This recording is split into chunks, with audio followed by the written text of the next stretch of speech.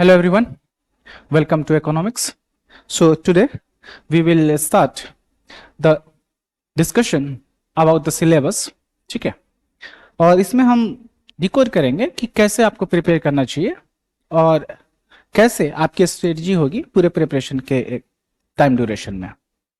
सबसे पहली बात है कि कभी भी आप बैकलॉग्स नहीं रखोगे। जैसे कि एक बार आपने लेक्चर मिस कर दिया for whatever be the reason, हो सकता है आपके कॉलेज में एग्जाम चल रहे थे इंटरनल के, या कोई सोसाइटी का इवेंट था, या हो सकता है आप बीमार पड़ गए, या फैमिली में कोई फंक्शन था। ओके, सो कोशिश करना उसको जल्दी से मेकअप कर लेने की, क्योंकि जो स्ट्रक्चर होगा क्लासेस का वो आपका प्रीवियस ईयर के सिचुएशन से लेकर हम लोग इस बार उसको मॉडिफाई कर रहे हैं कि कैसे आपको हेल्प मिले। सो क्लासेस जो होंगी, जैसे पहले लेक्चर का कोई पर्टिकुलर टॉपिक पे हुआ, अगर वो आपने मिस किया तो हो सकता है कि नेक्स्ट टॉपिक में आप उसको समझ ना पाओ। खासकर स्टैट्स, इकोनोमेट्रिक्स में ऐसी चीजें होती है। और मैथ्स का पोर्शन अगर आप मिस करते हो, फिर माइक्रो वगैरह के न्यूमेरिकल्स करने में आपको इश्यूज हो सकते हैं। सो इसको आपको ध्यान रखना है। उसके पहले मैं आपको बता दूं what would be our plan. So सबसे पहले हमारी क्लासेस होंगी about the topics in mathematical economics. Okay, second इसके बाद माइक्रो इकोनॉमिक्स। माइक्रो इकोनॉमिक्स के बाद आपका होगा स्टैटिस्टिक्स, इसके बाद होगा इकोनोमेट्रिक्स, इकोनोमेट्रिक्स के बाद मैक्रो इकोनॉमिक्स, मैक्रो इकोनॉमिक्स के बाद आपका मनी एंड बैंकिंग, इसी में होगा आपका financial economics. Okay, just after this you will have international economics. International economics के बाद आपका होगा ग्रोथ एंड डेवलपमेंट। ओके, अब इस ग्रोथ एंड डेवलपमेंट के बाद एंड में आपका आएगा इंडियन इकोनॉमी। ओके, एक और बच रहा है आपका public economics. Okay, so public economics भी माइक्रो इकोनॉमिक्स के जस्ट बाद आएगा। ओके, सो ये मेजर डोमेन्स है। Public economics, growth and development, international economics, money and banking, ये सारे इंडियन इकोनॉमी में भी यूज होंगे। तो जब तक आप कंसेप्ट नहीं समझोगे तब तक आपको इश्यूज होंगे। एक तरह से लगेगा आपको कि रट्टा रटाया है, लेकिन एक बार आप कंसेप्ट समझ जाओगे, ट्रेंड समझ जाओगे, रीजन समझ जाओगे, तो आपको दिक्कत नहीं होने वाली है। ठीक है, सो ये हमारा प्लान होगा। बिना स्टैटिस्टिक्स पढ़े आपको इकोनोमेट्रिक्स समझ नहीं आने वाला, बिना मैथ्स पढ़े माइक्रो इकोनॉमिक्स के न्यूमेरिकल सोल्व नहीं होंगे। ठीक है, और ये बल्कि पोर्शन होता है, इसलिए ये आपका पहले कराया जाएगा। मैक्रो इकोनॉमिक्स में कुछ जगह कंफ्यूजन होती है, स्पेशली जब आप स्कूल्स ऑफ थॉट्स पढ़ते हो तो। सो उसमें आपको जो चीजें पढ़ाई जाए बस उसी को आप याद रखना। उसके अलावा अगर कोई और सोर्सेस आप लेते हो सो हो सकता है आपको कंफ्यूजन हो। ऐसा क्यों होगा? क्योंकि जब स्कूल्स ऑफ थॉट्स देखोगे सो उसका कोई डिवीजन एज सच किया नहीं गया है, लेकिन उनके बेसिक एजम्पशंस जो होते हैं, जो भी उन्होंने फ्रेमवर्क दिया, तो क्लासिकल्स के बारे में आपने सुना होगा, ISLM मॉडल में सुना होगा। सो ये सारे आपने जो भी डिस्कशन देखे हैं अभी तक, उन डिस्कशन में जो टॉपिक्स थे वो टॉपिक्स किसी न किसी अंडरलाइन एजम्पशंस को लेकर थ्योरी बिल्ड ऑन हुई थी। ओके, सो वो सारे आपको याद रखने हैं कि उससे आप लिंक करोगे कौन इकोनॉमिस्ट किस ग्रुप का है, क्योंकि क्वेश्चन इसी तरह आते हैं। और किसके थ्योरी में मनी सप्लाई का इम्पैक्ट क्या होगा अगर इंक्रीज करते हो डिक्रीज करते हो, कुछ ऐसा, या गवर्नमेंट एक्सपेंडिचर इंक्रीज करते हो डिक्रीज करते हो तो क्या इंपैक्ट पड़ेगा, रेट ऑफ इंटरेस्ट पे क्या फर्क पड़ेगा, आउटपुट पे क्या फर्क पड़ेगा, कुछ ऐसा। ठीक है, so something like that is to be discussed. और ये तभी आप समझोगे जब आप उसके एजम्पशंस को समझ रहे हो। ओके, मैक्रो इकोनॉमिक्स अगर आप नहीं समझते हो तो फिर इन सारे पोर्शंस को समझना रिलेटिवली टफ हो जाएगा। ओके, क्योंकि मैक्रो इकोनॉमिक्स ही एक तरह से बड़ा सा अम्ब्रेला जैसा है, और उस अम्ब्रेला के अंदर में ये सारे आते हैं, international economics, money and banking, public economics, growth and development. ये हम लोग सिलेबस में भी अभी देखेंगे। सो हमारा प्लान ये है। इसके अलावा जो भी आपको क्वेश्चंस आपको पोर्टल पे दिए जाएंगे, अब इस बार हमारा प्लान क्या है कि आपके पोर्टल पे ही क्वेश्चंस दे दिए जाएं। आपको ऐसे रैंडम क्वेश्चंस देने से आप सोल्व नहीं करते हो, क्योंकि पिछले बैचेज में ऐसे हुए थे, ज्यादा डिले हो जाता है। सो पोर्टल पे अगर आपको क्वेश्चन हर टॉपिक का रहेगा, तो उस समय अगर आप सोल्व नहीं करते हो, तो हमारे पास भी इंफॉर्मेशन होगा कि आपने सोल्व नहीं किया है, and you know your mentors would ask you why you have not solve those questions, ठीक है। और आपके बैकलॉग्स इतने क्यों आ रहे हैं। वीक में जो संडे होगा वो ऑफ रहेगा, वो संडे आप यूटिलाइज करोगे किसके लिए, जो भी आपके बैकलॉग्स हैं उन बैकलॉग्स को क्लियर करने के लिए। आपके लिए रिलेटिवली टफ हो सकता है, लेकिन आप याद रखना, आपको जो भी 24 आवर्स मिलते हैं, इन 24 आवर्स में आप साइकिल को डिवाइड कर लेना, 8 + 8 + 8। 8 will be for the prime function या प्राइम प्रोफेशन जो है, जो कि आपका है पढ़ना, ठीक है। So this will B for your study purpose. 8 hours sleep और रेस्ट, क्योंकि हो सकता है आपको स्ट्रेस ज्यादा हो और आप अपने स्लीप पैटर्न पे कंप्रोमाइज करो। बस आप, मैं रेस्ट कर रहा हूँ, मैं रेस्ट कर रही हूँ, बस यही कर सकते हो। ओके, सो नींद नहीं है, लेकिन रेस्ट जरूरी है, क्योंकि ये लॉन्ग रन का सेमेस्टर जैसा एग्जाम नहीं है, ये थोड़ी सी लंबी है और इसमें क्वेश्चंस रिलेटिवली ज्यादा होंगे, तो आपको रिकॉल करना भी जरूरी है, आपके ब्रेन की फंक्शनिंग भी ज्यादा जरूरी है, रिटेंशन भी जरूरी है। और ये 8 आवर्स है, ये आपके को करिकुलर एक्टिविटीज या जो भी आपके हॉबीज वगैरह है, ठीक है, ये को करिकुलर एक्टिविटीज लिखो या हॉबीज लिखो। एग्जाम आएगा तो यहाँ से कुछ आप सब्स्टिट्यूट कर देंगे, यहाँ पे से 4 आवर्स तो एटलीस्ट सब्स्टिट्यूट करना ही है। ओके, सो ये आपका प्लान होना चाहिए। अब ये 8 आवर्स को आप 2 पार्ट में डिवाइड कर लेना, 4 आवर्स और 4 आवर्स। 4 आवर्स आपके कॉलेज के लिए होंगे और ये 4 आवर्स आपके इस प्रिपरेशन के लिए होंगे। 4 आवर्स काफी है, ओके। लेकिन ये 4 आवर्स आपने डेली देने हैं। ये नहीं सोचना है कि एक वीक में मेरा हुआ 28 आवर्स, सो मैं एक दिन और अगले दिन मिलाकर पूरा 28 आवर्स कर जाऊं, ठीक है। कुछ ऐसा नहीं करना है, या पूरे मंथ का एक बार प्लान करके 10 दिन में नहीं निपटाना है, ठीक है। रेगुलरली पढ़ना है। रेगुलरली क्यों पढ़ना है, क्योंकि जब आप रेगुलरली पढ़ते हो तो आपके ब्रेन को पता चलता है कि मुझे इन सब चीजों में रहना है, सो आपका ब्रेन किसी और डायरेक्शन में नहीं जाता, ठीक है। सो वो रिलेटिवली जो भी आप क्वेश्चंस को फ्रेम करोगे, सो कहीं ना कहीं हो सकता है आप कंसेप्ट नहीं जानते हो, फिर भी आप आंसर तक रीच कर सकते हो, ठीक है। अभी यंग एज हो, यंग एज में चीजें समझ नहीं होती, इतना होता है, किसी के साथ भी होता है, मेरे साथ भी होता था, किसी और के साथ भी होता था, आपके साथ भी होगा। लेकिन इस यंग एज में अगर इस चीज को आप समझ लेते हो, सो लेटर स्टेज में भी आपको इश्यूज नहीं होंगे। सो आप जब कंटिन्यूटी में होते हो, सो आपके ब्रेन को पता है कि ये टॉपिक्स मैंने पढ़ा है, ये टॉपिक्स में ये चीजें थी, ओके। और दूसरी बात यह है कि जब भी आपका कोई एक पर्टिकुलर टॉपिक कवर कर लेते हो, उन टॉपिक्स को कवर करने के बाद आपको जो भी क्वेश्चंस दिए गए उन सारे क्वेश्चंस को कवर करोगे। क्वेश्चंस कवर करने के बाद एक बार बैठोगे और देखोगे कि मैंने क्या क्या मिस्टेक्स किए हैं, कहाँ कहाँ मुझे दिक्कत आ रही है, उसको नोट डाउन करोगे और पूछोगे। चैट बॉक्स हमेशा ओपन रहेगा आपके लिए। क्लास में कभी भी कोई भी डाउट पूछ सकते हो। कोई लगता है कि इमरजेंसी जैसी डाउट है तो आप हैंड रेज करोगे तो पता चल जाएगा। हैंड रेज करने के बाद एक नोटिफिकेशन आता है, साउंड आता है। सो मैं यहाँ पे कुछ लिखा रहा, हो सकता है कि आपको उसके पहले की चीजें नहीं समझ आई, सो आप हैंड रेज का ऑप्शन डालना। लेकिन जनरली अगर आपके छोटे मोटे डाउट्स हैं या कंटिन्यूएशन में डाउट्स हैं, उसको आप चैट में डालोगे। क्यों चैट में डालोगे? क्योंकि उससे क्लास की फ्लो जो होती है वो चल रही होती है। और एक मेरा पैटर्न क्या है कि एक बार मैंने बोर्ड पे सारा लिखा दिया, सारा समझा दिया, तो उसके बाद मैं आपको लिखने का टाइम दूंगा। कोई जल्दीबाजी नहीं है, कोई रश नहीं है। जितने क्वेश्चंस पूछ सकते हो उतने क्वेश्चंस पूछना। ये नहीं कि कॉलेज वाले फॉर्म में कि क्वेश्चंस पूछने में क्या पता सर मेरे नंबर ना दें, ऐसा नहीं है। आपका अल्टीमेटम यही है कि रिजल्ट क्या होना है। अगर आपका रिजल्ट नहीं होता तो ऑब्वियस सी बात है आपके लिए स्ट्रेसफुल एनवायरनमेंट हो जाएगा। अगर आपका रिजल्ट हो जाता है तो बेस्ट है, उससे ज्यादा कुछ और चाहिए ही नहीं। ओके, सो ये आपका मोटो होना चाहिए, ये आपका तरीका होना चाहिए, ठीक है।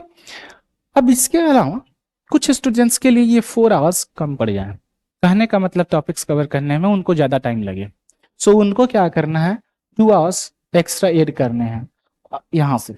ओके, ये 4 आवर्स आप कॉलेज के लिए रख लेना, ठीक है। कॉलेज में आपकी क्लासेस भी होती है, कॉलेज के बीच में आप ब्रेक लेते हो, कुछ ऐसा।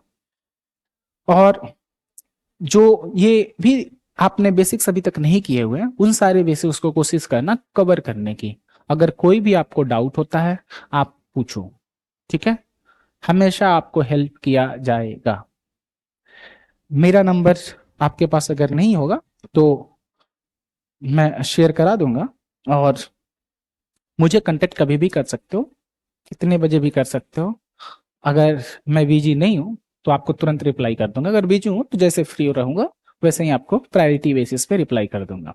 अगर मान लो आपको डाउट फोन पे पूछना है, मिलकर पूछना है, बेझिझक पूछ सकते हो। ऑनलाइन वाले भी ऑफलाइन आ सकते हैं, ऑफलाइन वाले भी ऑनलाइन एक्सेस मिला हुआ है ऑफलाइन वालों को भी। आप भी कभी मान लो इमरजेंसी हो गई तो आपको ये नहीं सोचना है कि क्लासेस मेरी मिस आउट हो गई, मैं कैसे मेकअप करूं। उसी दिन या उसके अगले दिन या उस वीक में ही किसी तरह कवर कर लेना, ये नहीं कि बाद में कर रहे हैं 1 महीने के बाद, और उसके बाद सारी राम कहानी बीत गई, आपको पता ही नहीं चला कि चीजें क्या हो रही है। Okay, so that is the idea here. इसमें आपका सिलेबस कंप्लीशन का जो टारगेट रखा गया है, ये रखा गया 31 अक्टूबर तक का टारगेट है। अगर मान लो अगर ये कंप्लीट नहीं होता है सो एक्स्ट्रा मैं मानकर चलता हूँ 15 नवंबर तक। ओके, इसके अलावा ये मेजरली जो सिलेबस होंगे ये आपके CUET PG, इसके अलावा IIT जैम और IIT गेट के लिए। ISI के लिए कुछ क्लासेस जनवरी के बाद होगी। ओके, मतलब नेक्स्ट सेमेस्टर, जैसे दिसंबर में आपका सेमेस्टर का एग्जाम होता है तो दिसंबर में आपको कोई डिस्टरबेंस नहीं होगी हमारी तरफ से। ओके, और जनवरी फरवरी मार्च उसी बीच में कुछ कुछ क्लासेस आपके ISI के बेसिस पे होंगे, और कुछ अप्रैल में भी होंगी। ओके, डिपेंडिंग अपॉन कितनी चीजें बाकी है, कैसे क्या प्लान होता है। ओके, सो ये हमारा टोटल स्ट्रक्चर है। इसके अलावा जो भी आपको टेस्ट सीरीज मिलेगा उन सारे टेस्ट सीरीज को आपको फॉलो करना है। So 10 test would be for CUET PG and 5 test would be for other entrance exams. Okay, so ये आपको फॉलो करना है। इसके अलावा आपको अगर कोई भी डाउट हो, कभी भी कोई दिक्कत हो, कभी भी कोई भी इश्यू हो, आप डायरेक्टली रीच आउट कर लेना। ये नहीं कि पूछने के बाद मेरा सिली डाउट था, सर को कैसा लगेगा। आपसे बड़े बड़े लोग, मतलब एज में हो सकता है आपसे 5 साल 6 साल बड़े हों, 5 years 6 years, अगर आपसे एल्डर भी शर्म नहीं करते, अगर उनको पूछने में कोई हेजिटेशन नहीं होता तो आपको भी नहीं होना चाहिए। तो रैंडम क्वेश्चंस पूछे जाते हैं, ठीक है।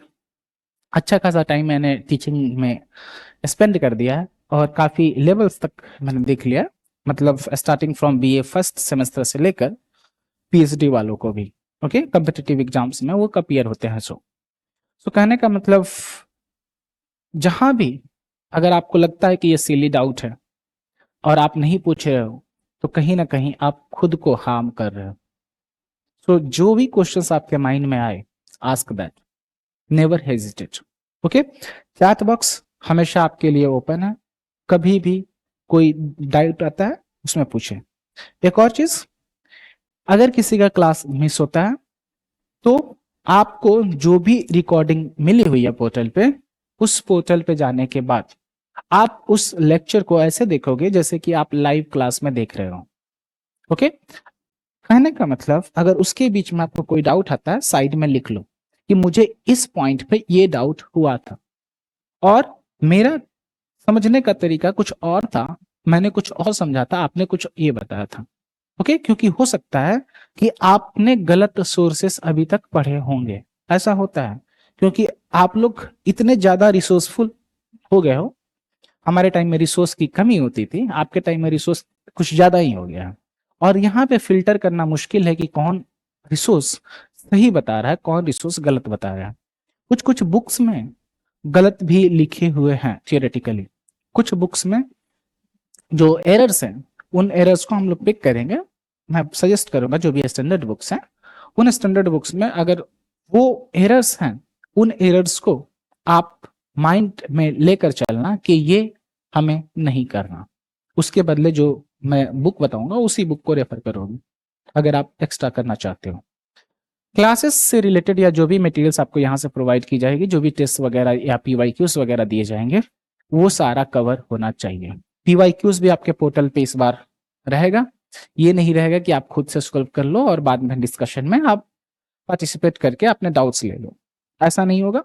आपके पोर्टल पे रहेगा, आप पोर्टल पे ही सॉल्व करोगे और उसके बाद पता रहेगा टीम को कि आपने कब सॉल्व किया है, कितने घंटे में सॉल्व किया है, कितना टाइम लगाया है, क्या मिस्टेक्स रहे हैं, किन किन टॉपिक्स को आपने सही किया है। ओके, क्या मार्क्स रहे हैं, कुछ ऐसा।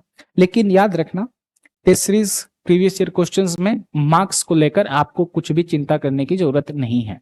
You are at your learning phase, you are in your learning age, ठीक है। सो इसमें आप लर्न करने पे ज्यादा जोर देना, ये नहीं सोचना कि मेरे मार्क्स नहीं आ रहे हैं तो मैं क्या करूं, कैसे करूं। ओके, ये नहीं सोचना है, बस इंप्रूवमेंट के लिए सोचना है।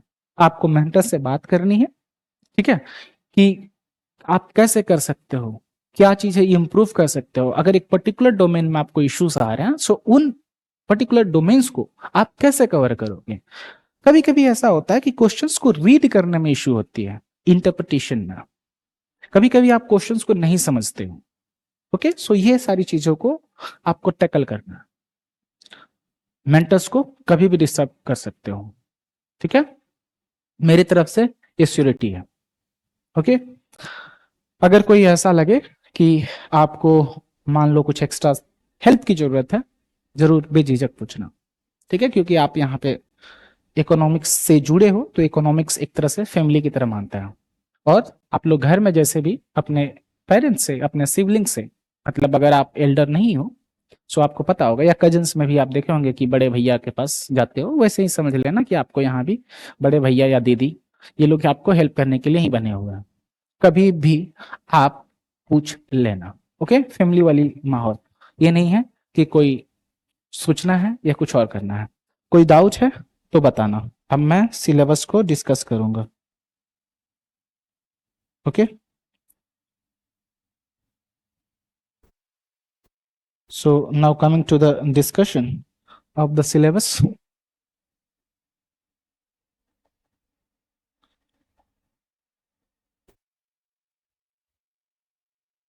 सबसे पहले मैं सीयूईटी के सिलेबस से स्टार्ट कर रहा हूँ, ठीक है। ये सीयूईटी पीजी का सिलेबस है। So for that let us begin. इसमें 75 क्वेश्चंस होंगे, 90 मिनट्स के क्वेश्चंस होते हैं। Okay, 90 minutes only. 4 मार्क्स का एक क्वेश्चन होता है और 1 मार्क निगेटिव होता है अगर आप गलत आंसर टिक करते हो ऑप्शन में। तो यहां ध्यान देना, बहुत बार ऐसा होता है कि आपको कंसेप्ट सारा क्लियर है, लेकिन आपका कहीं ना कहीं एक माइनर मिस्टेक के कारण आपका सारा नुकसान हो गया। तो यहां समझना कि आपका ये -1 नहीं हुआ है, -1 मैं लिख देता हूं, -1 नहीं हुआ है, आपका 4 जो मिलना चाहिए था, 4 मार्क्स, क्योंकि आपके कंसेप्ट क्लियर थे, ये 4 मार्क्स का नुकसान हुआ, प्लस -1, मतलब आपने 5 मार्क्स लूज किए एक माइनर से मिस्टेक होने के कारण। तो कोशिश करना है आपको कि आप जो भी एरर्स कर रहे हो उन एरर्स को मिनिमाइज करो, यानी कि आपकी एक्यूरेसी को इंप्रूव करना है। ओके, मैं आपसे एक्सपेक्ट नहीं कर रहा कि आप रैंक 1 लाओ, रैंक 2 लाओ, मैटर नहीं करता, लेकिन आपका जो ड्रीम कॉलेज है उस ड्रीम कॉलेज तक आप पहुंच जाओ, ठीक है। उसके लिए आप सीवीटीपीसी के लिए टारगेट रखोगे 240 इरिस्पेक्टिव ऑफ योर कैटेगरीज, ठीक है। 240 कैसे आएंगे, तो आपको 65 प्लस तो मिनिमम अटेम्प्ट करने ही है। ओके, कोशिश करना है कि आपको 70 क्वेश्चंस अटेम्प्ट करने की प्रैक्टिस बनानी है। ओके, और टारगेट करना है कि 70 क्वेश्चंस अगर आप अटेम्प्ट कर रहे हो तो 240 के रेंज में आप मार्क्स को टारगेट करो, ठीक है। कुछ ऐसा आपको प्लान करना है। ओके, आई होप आपने इस चीज को समझ लिया। क्वेश्चंस हार्डली ऐसे हो सकते हैं कि 75 क्वेश्चंस में 5 क्वेश्चंस ऐसे हो सकते हैं जो कि आपको पढ़ाए हुए से नहीं आए, लेकिन मैं इतने दावे कर सकता हूं कि 70 क्वेश्चंस आपके पढ़ाए हुए में से ही आएंगे। और उन 5 क्वेश्चंस अगर नहीं आते हैं तो उसमें भी 2 से 3 क्वेश्चन में ऐसा होगा कि कहीं ना कहीं क्लू आपको क्लास नोट्स या जो भी आपको समझाया गया है उससे आप निकाल सकते हो।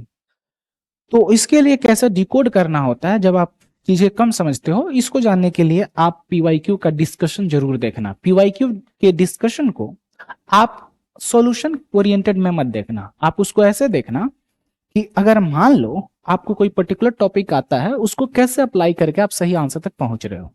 साथ में अगर आपने मान लो उस टॉपिक को नहीं पढ़ा है, आपको कोई क्लू नहीं है, लेकिन कुछ उससे रिलेटेड आपको आता है, तो उसको कैसे अप्लाई करोगे। इसी ओरिएंटेशन के थ्रू ही मैंने आपको पीवाईक्यू बनाया हुआ है। ठीक है, सो पीवाईक्यू आप रेफर कर सकते हो, यूट्यूब चैनल पे भी डाली गई है और आपको भी पोर्टल पे दिया जाएगा, या रिक्वायरमेंट रही तो आपको अगर डाउट पूछना है उससे रिलेटेड तो भी आप पूछ सकते हो। उसके लिए लाइव डाउट सेशन भी हम लोग प्लान आउट कर लेंगे। ओके, आई होप इसमें आपको कोई दिक्कत नहीं है। Now moving on to the syllabus. सबसे पहले माइक्रो इकोनॉमिक्स का सिलेबस। सो कंज्यूमर थ्योरी यानी कंज्यूमर बिहेवियर के बारे में पढ़ना है। सो इसमें आपने अंडरग्रेड तक अभी तक किया होगा, demand, utility, indifference curve, rebuild preference theory, consumer surplus. याद रखना सीवीटी का एग्जाम है तो यहाँ पे कंसेप्ट्स भी जानना है और आपको फैक्ट्स भी जानने हैं। कंसेप्ट्स कहने का मतलब जैसे अभी तक अंडरग्रेड में आपने पढ़ा कि ये चीजें होती है, बीच बीच में आपके टीचर्स बताते होंगे कि इंडिफरेंस कर्व आपका किसी इकोनॉमिस्ट ने दिया था, ठीक है, जैसे जॉन हिक्स ने दिया था। और ये स्लट्स की डिकम्पोजिशन आपने पढ़ा होगा। स्लट्स की डिकम्पोजिशन आप नाम से ही बता सकते हो कि स्लट्स की क्या है। ओके, इसी तरह आपने अलग अलग इकोनॉमिस्ट के बारे में देखा होगा। रेशनल एक्सपेक्टेशन थ्योरी का आपने पढ़ा होगा, सो उसमें इकोनॉमिस्ट का नाम दिया होगा कि इस इकोनॉमिस्ट ने दिया। तो रेशनल एक्सपेक्टेशंस थ्योरी अगर आप देखोगे सो आप उसको रिलेट करोगे रॉबर्ट लुकास से। ओके, सो आपको ऑप्शन में क्या होगा, expectation theory, rational expectations theory से अगर आपको क्वेश्चन पूछा गया है सो उसमें एक ऑप्शन होगा जॉन मुथ, दूसरा ऑप्शन होगा रॉबर्ट लुकास। ठीक है, अब ज्यादातर बच्चे क्या हैं वो देख रहे होते हैं कि रॉबर्ट लुकास की जो थ्योरी थी वहां पे रेशनल एक्सपेक्टेशंस का यूज था। इसका मतलब वो प्रोपाउंडर थोड़ी ही हो गया, उन्होंने यूज किया उसको। Who was the propounder? John Muth. Okay, so John Muth उसके प्रोपाउंडर रहे हैं। सो इन सब चीजों को आपको समझना जरूरी है कि किसने थ्योरी दिया और किसने थ्योरी को मॉडिफाई किया। ओके, इसी तरह आपके हम डिस्कस करेंगे मैक्रो इकोनॉमिक्स में ही, आपके मल्टीप्लायर पे, एक्सेलरेटर पे, ये सारी चीजें हम लोग डिस्कस करेंगे। Okay, so coming to production theory, ये आपके कंज्यूमर थ्योरी में ये जो आपने अभी तक पढ़ा है। माइक्रो इकोनॉमिक्स के लिए बुक्स 2 हैं, एच.एल. आहूजा आप रेफर कर सकते हो, ठीक है, दूसरा बुक है वेरियन। ठीक है,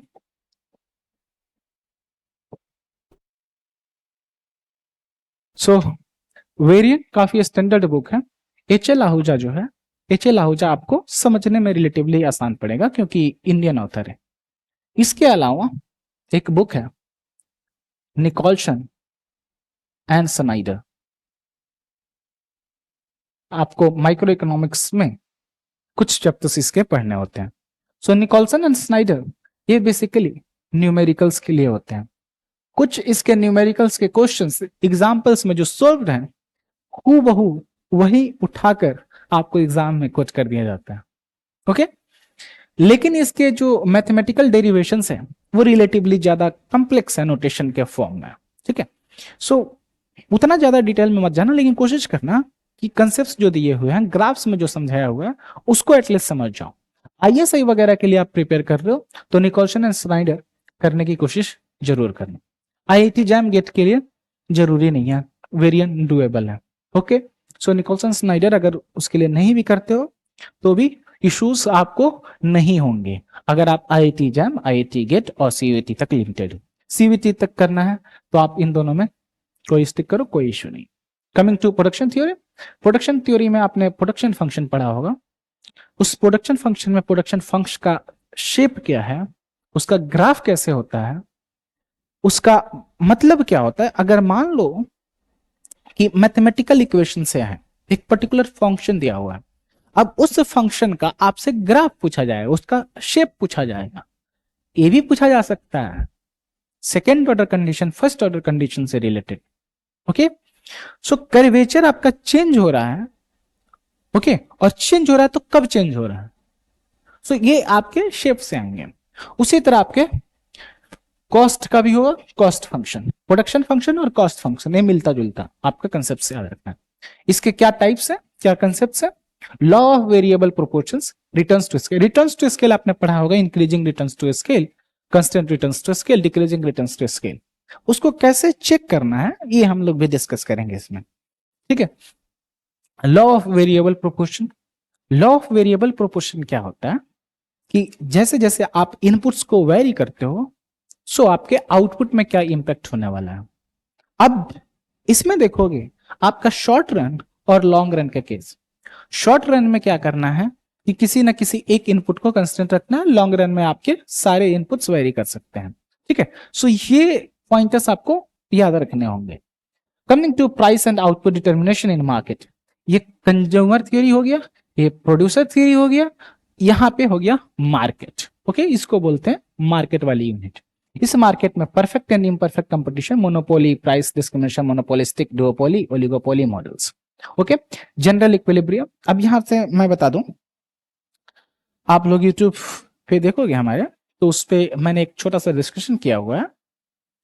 आई थिंक सेमेस्टर 4 वाले जो इंटरमीडिएट माइक्रो इकोनॉमिक्स 2 है, इंटरमीडिएट माइक्रो इकोनॉमिक्स 2 का जो इंट्रोडक्टरी लेक्चर है, उस पर मैंने टाइप्स ऑफ मार्केट्स के बारे में डिस्कशन किया हुआ है। उसमें मैंने बताया है कि आपका मोनोपोलिस्टिक कंपटीशन कब होता है, मोनोपोली कब होता है, परफेक्ट कंपटीशन कब होता है, ओलिगोपोली कब होता है, ओलिगोपोली और मोनोपोलिस्टिक में डिफरेंस क्या है, इन सारी चीजों। और जैसे ही हम लोग अभी क्लासेस में भी करेंगे। अब इस ओलिगोपोली मॉडल जो है, ये सारी चीजें आपका माइक्रो इकोनॉमिक्स के अंदर होगा, और ये डुओपोली, ओलिगोपोली, ये सारे आपके गेम थ्योरी में होंगे। ओके, सो गेम थ्योरी की क्लासेस सीवीटी पीजी या पीजी एंट्रेंस की जो क्लासेस होंगी उनके पैरेलल ही चलेगी, लेकिन माइक्रो इकोनॉमिक्स होने के काफी चीजें कवर हो जाएंगी माइक्रो इकोनॉमिक्स की, उसके बाद से चीजें होंगी। ओके, ताकि आप माइक्रो इकोनॉमिक्स के कंसेप्ट्स को यूटिलाइज कर पाओ। गेम थ्योरी इसलिए इंपॉर्टेंट है क्योंकि गेम थ्योरी से क्वेश्चंस आपके ऐसे पूछे जाते हैं जो आप देखकर ही बना सकते हो, और इसमें मिस्टेक्स करने वाली कोई बात ही नहीं है। साथ में याद रखो कि गेम थ्योरी जो नॉन डीयू स्टूडेंट्स हैं वो जनरली पढ़े नहीं होते हैं। सो जो डीयू के स्टूडेंट्स हैं या जो हमारे साथ पढ़ेंगे उनको इसका एडवांटेज मिलेगा कि एटलीस्ट 2-3 क्वेश्चन में आपको एडवांटेज मिल रहा है बाकी के कंपेरिजन में। ऐसे ही टॉपिक्स आप पिक करके आप एक्स्ट्रा बोनस ले सकते हो दूसरों के कंपेरिजन में। Game theory IIT JAM, IIT GATE के लिए बहुत इंपॉर्टेंट हो जाता है। इसके 3-4 क्वेश्चंस पूछे जाते हैं। सो 3 to 4 questions mean you can be among the list of qualified students. Okay, so ये सारे चीजें आपको समझना है। Coming to general equilibrium. अब पार्शियल इक्विलिब्रियम क्या होता है कि जो भी आप किसी एक पर्टिकुलर प्रोडक्ट को उसके ही मार्केट में देखते हो, उसके डिमांड, उसकी सप्लाई और उसकी इलास्टिसिटी वगैरह, ये सारा सिर्फ और सिर्फ उस पर्टिकुलर मार्केट में देखते हो, इसको बोलते हैं partial equilibrium analysis. General equilibrium में क्या है, you have multiple products in the market, और उसके बाद देखते हो कि चीजें क्या हो रही है। ओके, कुछ लोगों ने इसको अंडरग्रेड में पढ़ा भी होगा। इफिशियंसी एंड वेलफेयर, ठीक है, आप लोग जानते होंगे कि अमर्त्य सेन को नोबेल प्राइज मिला था वेलफेयर इकोनॉमिक्स में। सो वेलफेयर इंपॉर्टेंट है। मैंने अमर्त्य सेन का नाम लिया तो ऐसे और भी इकोनॉमिस्ट होंगे, उन सारे इकोनॉमिस्ट का नाम लेकर क्वेश्चन पूछे जाते हैं। उन्होंने क्या थ्योरी दिया, उस थ्योरी का क्या मतलब था, कब हुआ, ये सारी चीजें पूछी जाती है। क्रोनोलॉजिकल ऑर्डर क्वेश्चंस पूछे जाते हैं, तो आपको ईयर वगैरह रखना जरूरी है। याद रखना, इकोनॉमिक्स में क्रोनोलॉजिकल ऑर्डर पूछा जाता है। अगर आपको एग्जैक्ट ईयर नहीं पता है तो एटलीस्ट डिकोड करने की कोशिश करना कि एक पर्टिकुलर थ्योरी या एक पर्टिकुलर इकोनॉमिस्ट किस स्कूल ऑफ थॉट के टाइम पे थे, किस स्कूल ऑफ थॉट के वो मेंबर थे, मतलब किस स्कूल ऑफ थॉट को मानते थे। अगर आप इतना तक डिकोड कर लोगे तो आप क्रोनोलॉजी बना सकते हो। ठीक है, इस पे हम लोग डिस्कशन करेंगे जब चीजें करेंगे in detail. Efficiency under pure exchange and production. Pure exchange and production का मतलब क्या है कि इसमें कोई भी रिस्ट्रिक्शंस नहीं है। ओके, मतलब आप फ्रीली ट्रेड कर सकते हो। Okay, so pure exchange economics जो है ये आपके जनरल इक्विलिब्रियम के पार्ट में हम लोग डिस्कस करेंगे। Overall efficiency and welfare economics और साथ में आपका एक्सटर्नैलिटी।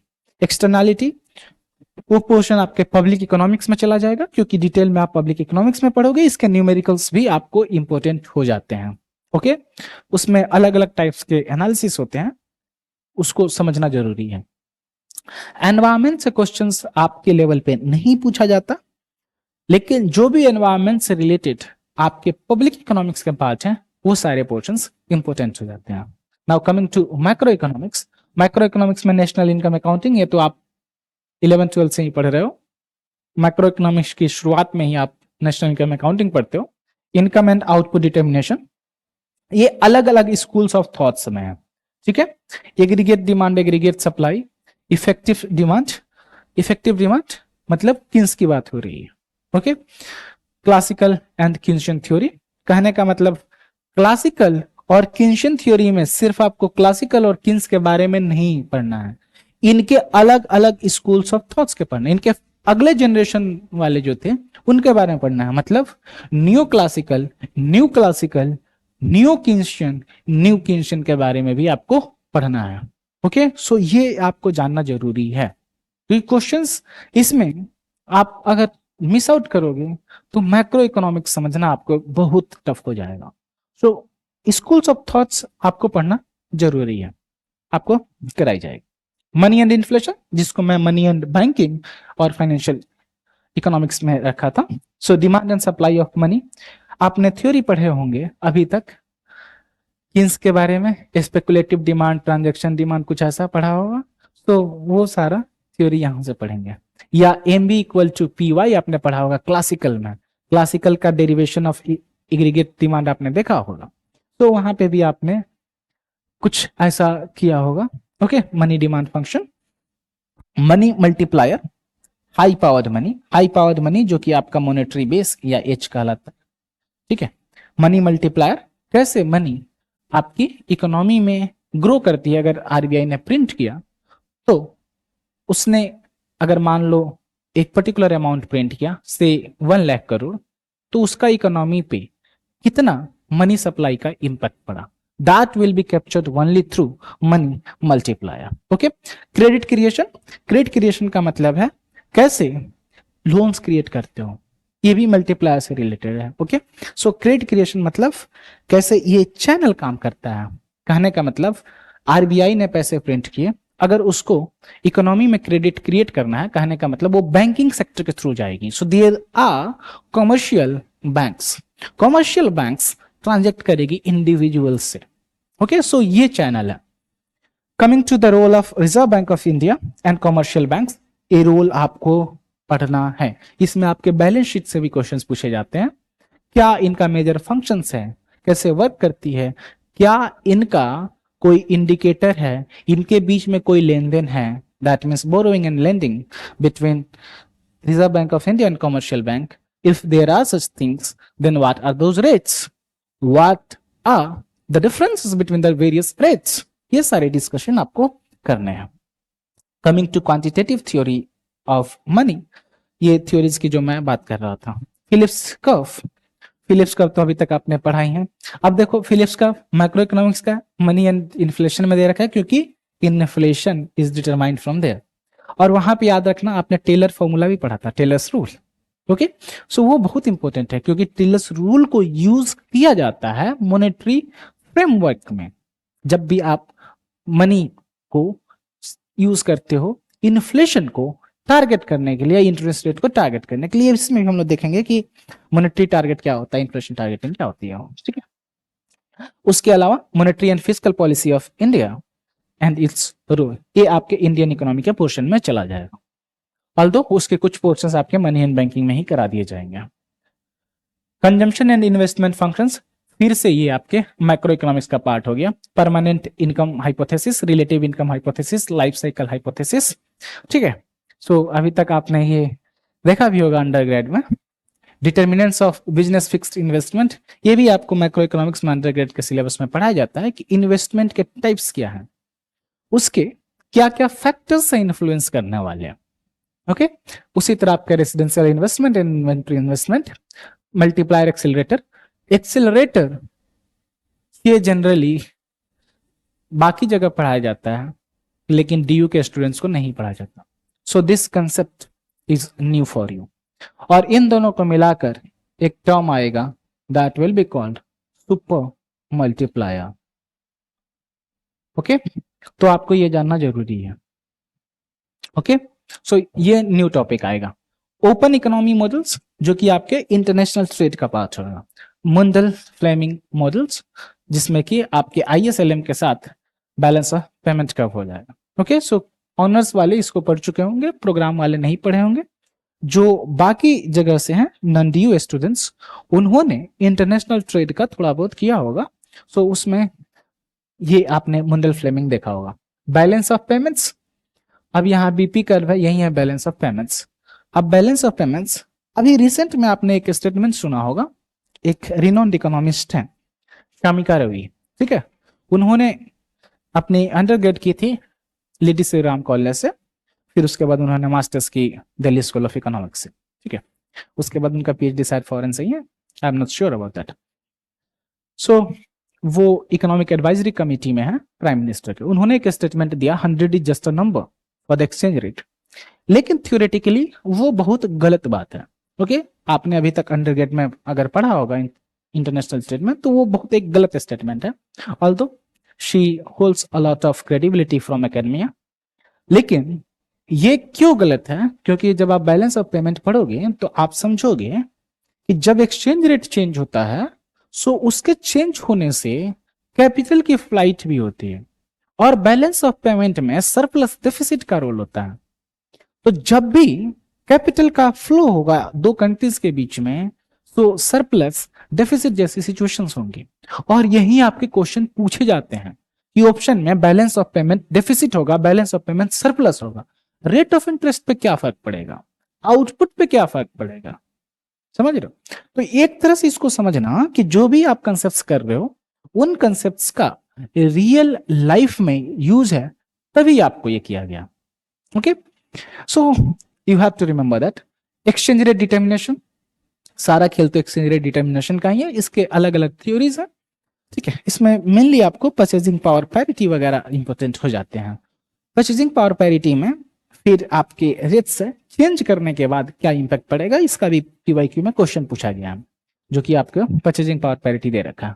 और इसमें आपके नॉमिनल और रियल के बारे में पढ़ोगे, नॉमिनल इफेक्टिव एक्सचेंज रेट भी देखोगे, रियल इफेक्टिव एक्सचेंज रेट भी देखोगे। सो इफेक्टिव टर्म क्या होगा, we will figure that out later. Coming to economic growth, economic growth में ये मॉडल जो है हायरोड डोमर मॉडल, ये बहुत इंपॉर्टेंट हो जाता है, ओके। सो हायरोड ने दिया था 1939 में, डोमर ने दिया था 1946 में, और इन दोनों को मिलाकर हायरोड डोमर मॉडल आप पढ़ते हो। और हमारा फर्स्ट 5 ईयर प्लान जो कि 1951 से 56 तक था, वो हायरोड डोमर मॉडल पे बेस्ड था, ओके। सो ये आपको समझ लेना चाहिए कि कितना इंपॉर्टेंट है। सोलो मॉडल, ये जो क्वेश्चन है ना, सारे एग्जाम्स में इसके मिनिमम एक क्वेश्चन तो फिक्स है। किसी किसी साल एक पर्टिकुलर एग्जाम में इसके 3 क्वेश्चंस भी हो सकते हैं, इवन आपके नंबर ऑफ क्वेश्चंस 30 ही क्यों नहीं हो। मैं ISI एग्जाम की बात कर रहा, उसके PEA में आपके 3 क्वेश्चंस ऑफ सोलो मॉडल भी हो सकते हैं, ओके, आउट ऑफ 30। सो ये इतना इंपॉर्टेंट है, ओके। हर डोमर मॉडल के नाइफ फेज इक्विलिब्रियम से न्यूमेरिकल्स टाइप के क्वेश्चंस भी पूछे जाते हैं। सो न्यूमेरिकल्स भी समझना है, थ्योरेटिकल अंडरस्टैंडिंग भी समझनी है। तो ये मत सोचना कि अगर एक पर्टिकुलर डोमेन से आपको डर लगता है तो मैं उसको छोड़कर चलूं, छोड़ना नहीं है। जब मैं मेहनत कर रहा, मेरी टीम मेहनत कर रही है, तो ऑब्वियस सी बात है यार, आपको भी करना चाहिए ना, आपका रिजल्ट है। आपसे ज्यादा खुश तो हमारी टीम नहीं हो सकती ना, आपका रिजल्ट है, सो आपको ज्यादा फंक्शन करना। इसके अलावा स्टेट्स में आओ, मीन, मोड, मीडियन, ये तो जानते ही हो। इसमें जो डिस्ट्रीब्यूशन होते हैं, उसमें डिस्ट्रीब्यूशन में अगर स्क्यूनेस होगा तो क्या होगा, अगर स्क्यूनेस में कुछ थोड़ा सा एक तरफ चला जाए आउटलायर के कंसेप्ट में, सो उसमें मीन, मोड, मीडियन के बीच में क्या रिलेशन बनेगा, इस टाइप के क्वेश्चंस पूछे जाते हैं। डिस्पर्शन, स्क्यूनेस, क्वार्टाइल डेविएशन, ये सारे आपके डिस्पर्शन के टाइप्स ही हैं। सो डिस्पर्शन मतलब कैसे आपका डेटा वेरी कर रहा है। एवरेज डेविएशन, स्टैंडर्ड डेविएशन, ये अलग अलग डेविएशन के ही टाइप्स हैं बाकी सारे। कोरिलेशन, ये तो अभी तक इकोनोमेट्रिक्स तक आप पहुंच चुके हो, कोरिलेशन वगैरह आप जानते होंगे। Coming to simple regression model, simple regression model अलग है, प्रोबेबिलिटी डिस्ट्रीब्यूशन अलग है, सैंपलिंग अलग है। ओके, सो सैंपलिंग के अलग अलग टेक्निक्स होते हैं, अलग अलग टाइप्स होते हैं।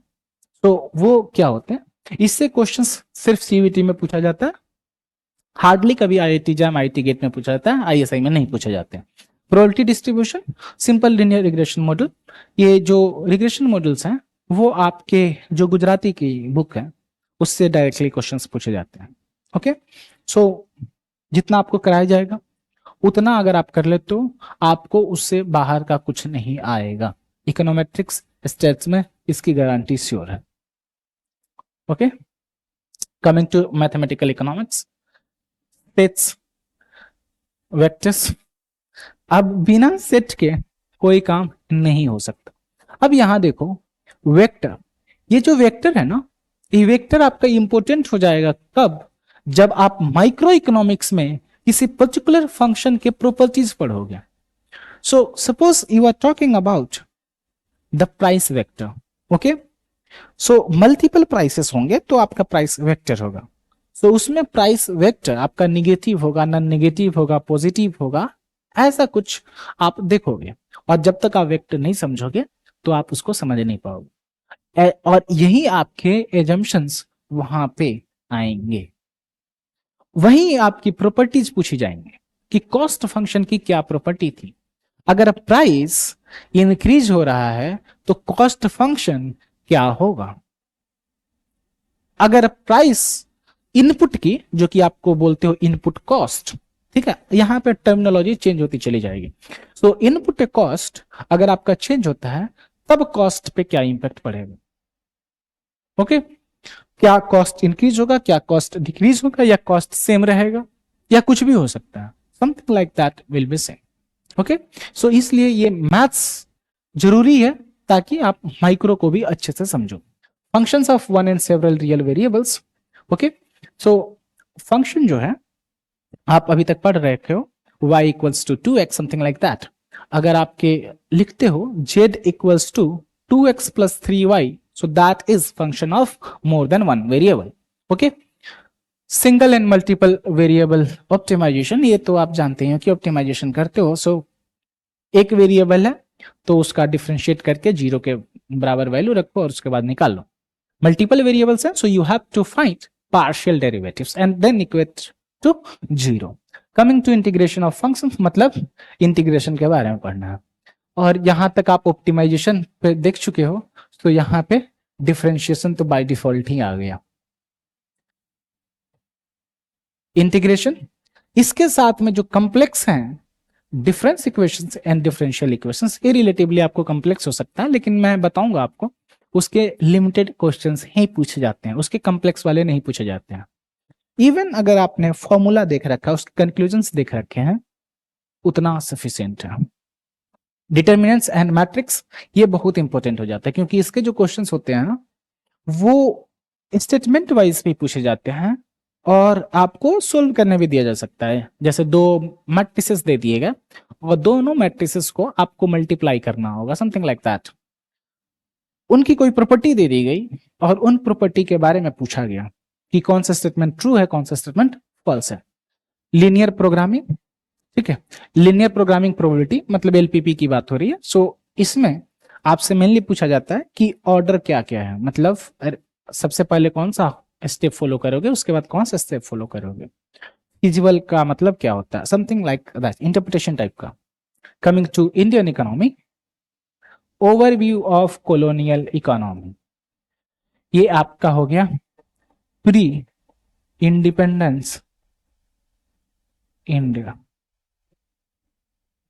ओके, मतलब जो भी हमारी कॉलोनियल हिस्ट्री है, ब्रिटिशर्स ने हमें रूल किया था, सो उस समय की इकोनॉमिक कंडीशंस क्या थे, उसमें किसी इंडियन इकोनॉमिस्ट ने कोई बुक लिखा था, उस बुक का नाम क्या था, क्या उन्होंने कोई थ्योरी दी थी।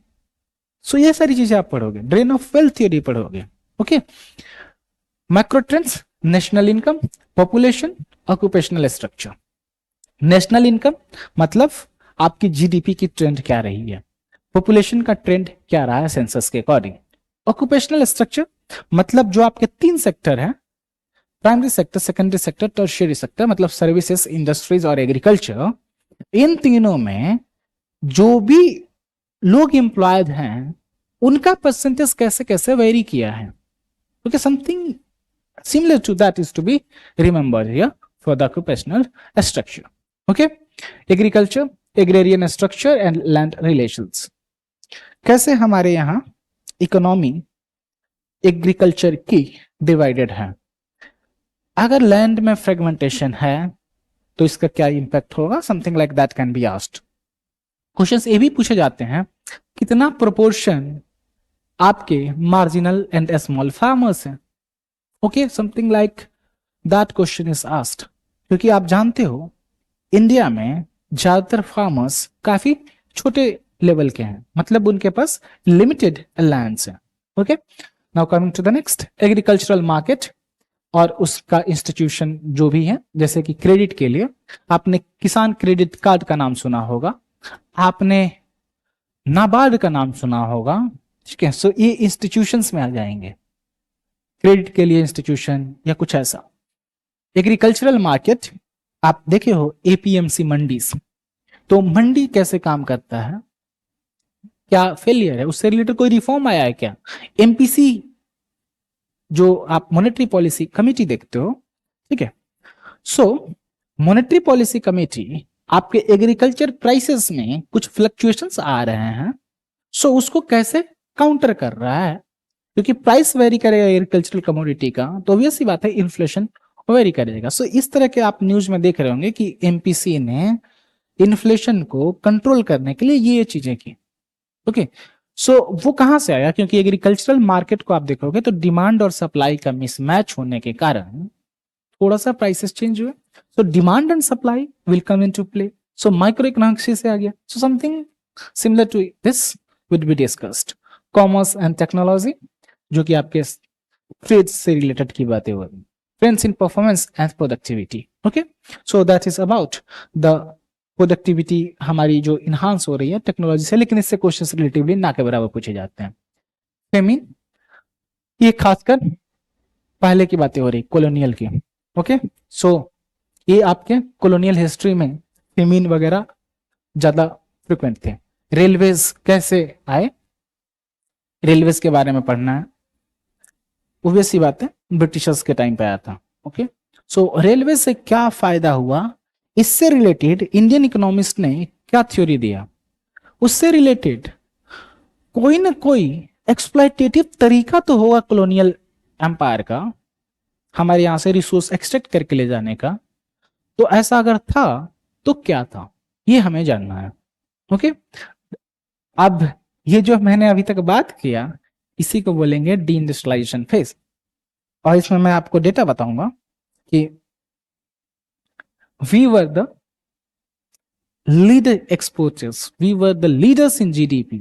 ओके, कहने का मतलब जो हमारा हकीकत में एक औरा था, बेइंग सोने की चिड़िया, वो सोने की चिड़िया हमारा कैसे इन्होंने लूट करके हमें इतना गरीब बना दिया कि इम्पोवरिशमेंट में हमारे पॉपुलेशन को रहना पड़ा।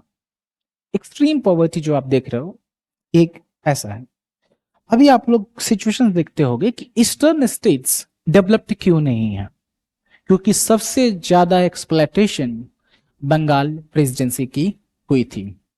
उस बंगाल प्रेसिडेंसी में बंगाल मतलब West Bengal plus Bangladesh, some parts of Assam, और असम का मतलब हुआ कि जो भी नॉर्थ ईस्टर्न स्टेट्स हैं उसके काफी पोर्शंस आपके उसमें आ जाते हैं। बिहार पूरा, झारखंड, उड़ीसा, ठीक है, उड़ीसा के लगभग सारे पोर्शंस। सो ये सारे आज भी आप देख रहे हो कि गरीब स्टेट्स हैं। ऐसे पॉवर्टी वाले स्टेट्स क्यों हैं?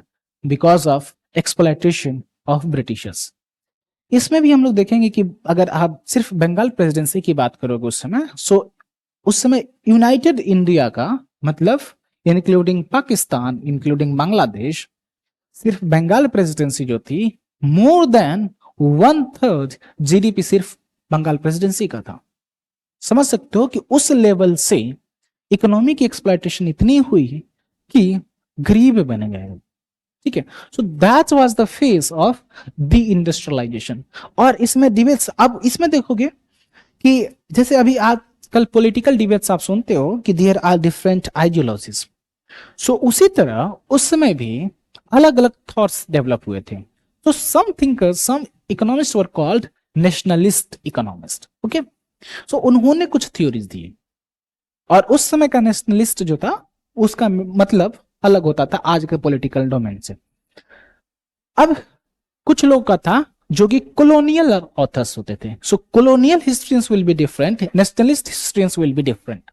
लेकिन हम लोग यहाँ हिस्ट्रियंस की जो बातें कर रहे हैं that is about economic historians. Okay, so यहाँ पे जो कंपैरिजन देखोगे कि क्या मतलब था, क्या थ्योरी था, उससे रिलेटेड किसी ने कोई थ्योरी दिया, ठीक है, डॉर्नियर वगैरह की थ्योरीज पूछी जाती है। सो ये क्या मतलब था? Okay, so something similar to that will be discussed. Evolution of entrepreneurial and industrial structure.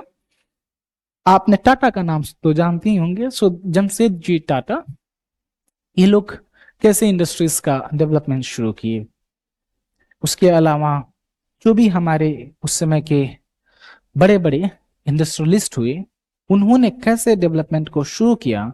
स्वदेशी मूवमेंट आया, तो स्वदेशी मूवमेंट से इंडियन इंडस्ट्रीज भी मार्केट में आई। सो वो कैसे आया, ये सारा डिस्कशन उसमें देखोगे। Nature of industrialisation in the interwar period. Interwar period का मतलब क्या है? World war 1, world war 2। Okay, constraints to, इन दोनों के बीच की बात हो रही है interwar. Okay, constraints to industrial breakthrough. अब पूरी दुनिया इंडस्ट्रियल रिवॉल्यूशन का बेनिफिट उठा रही है और हमारी इकोनॉमी गर्त में जा रही है। So our economy was something like impoverishment face कर रही थी। क्यों? क्योंकि हमारे यहाँ देखोगे तो मशीन मेड नहीं होता था, हैंडीक्राफ्ट्स का डेवलपमेंट ज्यादा था। सो जो भी आप कम्युनिटीज की बातें सुनते हो, सो समथिंग लाइक आप बुनकर्स के नाम सुने होंगे, वेवर्स के नाम सुने होंगे, ठीक है, इवन सरनेम सी उसी से बना हुआ है। तो जब मशीन मेड प्रोडक्ट्स आने शुरू हुए इंडिया में, अब हैंडलूम्स की इंडस्ट्रीज पे फर्क पड़ेगा, ये बेरोजगार होंगे। When they will be unemployed they will move to the rural place. तो क्या होगा? एग्रीकल्चर पे ज्यादा बर्डन पड़ेगा। ओके, सो पीजेंट्री क्लास पे बर्डन ज्यादा पड़ेगा। अब उनको ज्यादा लोगों के लिए प्रोड्यूस करना है, ज्यादा लोग एग्रीकल्चर में एम्प्लॉयड हो गए, तो नुकसान तो होना है। इसके साथ साथ जो हैंडीक्राफ्ट इंडस्ट्रीज थी, आप देखोगे या सुने भी होगे या फोटोज में देखे होगे कि जितनी भी रूलिंग क्लासेस होती थी उनके यहाँ दरबार में कुछ प्रोमिनेंट आर्टिसांस होते थे, प्रोमिनेंट हैंडीक्राफ्ट्समैन होते थे। ठीक है, सो उनको जो रॉयल सोसाइटी होती थी, रॉयल सोसाइटी का मतलब क्या है? मैं रॉयल सोसाइटी ऑफ अंग्रेज वाला नहीं बात कर रहा, मैं यहां बात कर रहा हूं कि रॉयल सोसाइटी का मतलब जो भी हमारी एलिट क्लासेस थी, तो वो क्या करती थी? पैसे देती थी, बाई करती थी। ठीक है, आज भी आप देखते हो कि काफी जो अच्छे लेवल पे हैं इकोनॉमिकली, एलिट पीपल उनको कह सकते हो, सो वो हैंडीक्राफ्ट्स को बढ़ावा काफी देते हैं। Same was at that time. So अगर इंडियन रूलर्स की किंगडम नहीं रहेंगे, ब्रिटिशर्स लूट लेंगे तो ऑब्वियस सी बात है जो हैंडीक्राफ्ट्स को सपोर्ट कर रहे थे वो सपोर्ट मिलेगा नहीं, तो दिस विल डाई आउट। और यही आपका डी इंडस्ट्रियलाइजेशन का फेज शुरू करता था। लेबर रिलेशंस, कैसे लेबर का एक्सप्लॉयटेशन हुआ, कैसे रूल्स आए अंग्रेजों के through, so those will be discussed. Economy and state in the imperial context, सारा इकोनॉमी का ही बात है। स्टेट का मतलब क्या है, जो भी गवर्नमेंट है, ओके ये समझना, ये नहीं कि आप समझना अलग अलग सूबा। The imperial priorities, imperial priority मतलब जो भी अंग्रेज थे उनकी क्या प्रायोरिटीज रही थी, और इंडियन इकोनॉमी क्या था, ड्रेन ऑफ वेल्थ जो कि दादा भाई नौरोजी की थ्योरी है।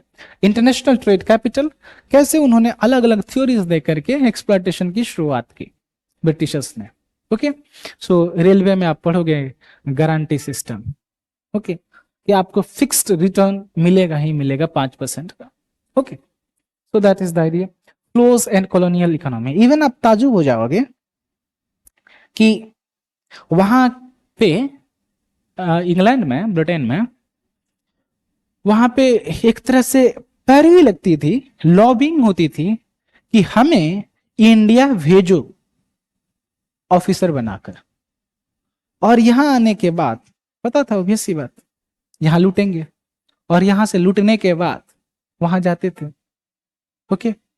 और इतने लूट कर जाते थे कि उनके कितने, मतलब समझो उनके लोकल एरिया का जो इकोनॉमी था वो इकोनॉमी आपका उतना नहीं था जितना एक पर्टिकुलर इंसान ने यहां से लूट कर ले गया। अभी आप लोग रिसेंट में पिछले साल न्यूज देख रहे होंगे about Manchester City. So Manchester City is dying out, ठीक है।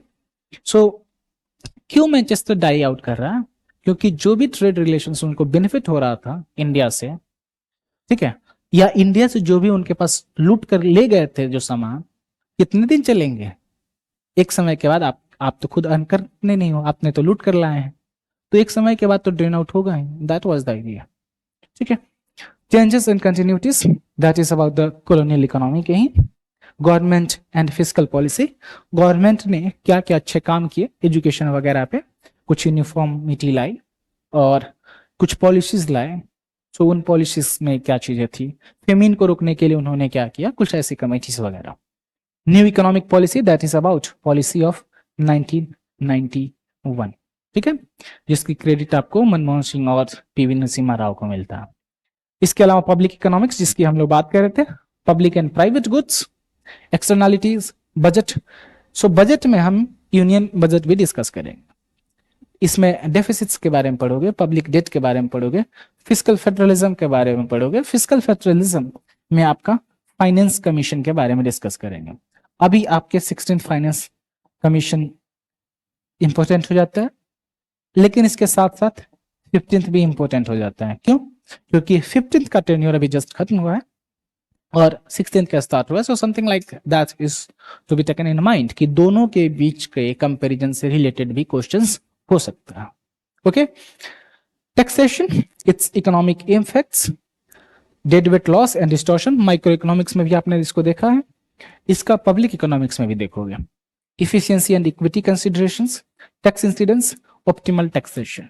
ऑप्टिमल टैक्सेशन की थ्योरी क्या है, टैक्स किस पे कितना बर्डन पड़ेगा, किस पे कितना नहीं पड़ेगा, उनके बीच में रिलेटिव टैक्स बर्डन क्या है, that will also be captured through mathematical formula, okay.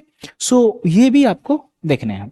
International trade theory, so absolute advantage theory Adam Smith का, रिकार्डो का कंपैरेटिव एडवांटेज, एचओ मॉडल और new trade theories. New trade theory ये mainly आपके Krugman वगैरह के models पढ़ने हैं, okay. तो ये इंपॉर्टेंट हो जाते हैं आपके सीवीटी के लिए, ये आपके इंटरनेशनल ट्रेड का। Now coming to the syllabus of IIT GATE. IIT GATE में जो माइक्रो इकोनॉमिक्स है वहां पे देखो कंज्यूमर बिहेवियर सेम वही चीजें हैं, कार्डिनल अप्रोच, ऑर्डिनल अप्रोच, बस इन्होंने नोमेनक्लेचर थोड़ा सा एक्सपेंड कर दिया। कार्डिनल मतलब काउंट करोगे, ऑर्डिनल सिर्फ ऑर्डर कर सकते हो, कौन दिया क्या दिया, इसमें इतना ज्यादा इंपॉर्टेंट नहीं होता, इसमें सोल्व करना जैसा इंपॉर्टेंट होता है। कंज्यूमर्स के प्रेफरेंसेस क्या है, nature of utility function, Marshallian and Hicksian demand functions, ठीक है। मार्शल और हिक्स यानी कि जो भी आपके जो इंडिफरेंस कर्व का से लेकर आप जब सेम इंडिफरेंस कर्व रखते हो तो कंपेंसेट करोगे, जब कंपेंसेटेड डिमांड कर्व निकलेगा that will be called Hicksian. Okay, और जो ऑर्डिनरी डिमांड कर्व होगा दैट विल बी कॉल्ड मार्शलियन। सो ये सारे कंसेप्ट्स आप पढ़ोगे। डुअलिटी थ्योरम क्या है, ठीक है, डुअलिटी थ्योरम से बहुत क्वेश्चंस पूछे जाते हैं। स्लट्स की इक्वेशन आपने देखा भी होगा। कंपैरेटिव स्टैटिस्टिक्स, कंपैरेटिव स्टैटिस्टिक्स करने का मतलब कि कंपेयर करना है अलग अलग सिचुएशंस का, अलग अलग कंडीशंस को। Homogeneous and homothetic utility functions, maths का पोर्शंस। ऑयलर्स थ्योरम, ये बहुत इंपॉर्टेंट हो जाता है। Theory of revealed preference, revealed preference में वार्प और शार्प से डायरेक्टली पूछा जाता है, स्टेटमेंट ही दे दिया जाएगा। Theory of production and cost, short run and long run analysis, कि शॉर्ट रन में क्या होना है, लॉन्ग रन में क्या होता है, सीवीटी वाले में भी सेम था।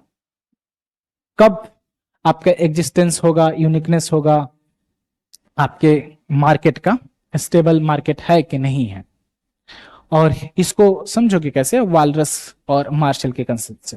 इसी में आपके जो एनालिसिस पढ़ना है वालरशियन और मार्शल का पढ़ना, ये आपके स्टार्टिंग के ही क्लासेस में होंगे। The cobweb model, cobweb model agriculture market का बहुत फेमस मॉडल है, सो ये भी इंपॉर्टेंट है। Decision making under uncertainty and risk, आपने अंडरग्रेड में पढ़ा भी होगा रिस्क और अनसर्टेनिटी के बारे में।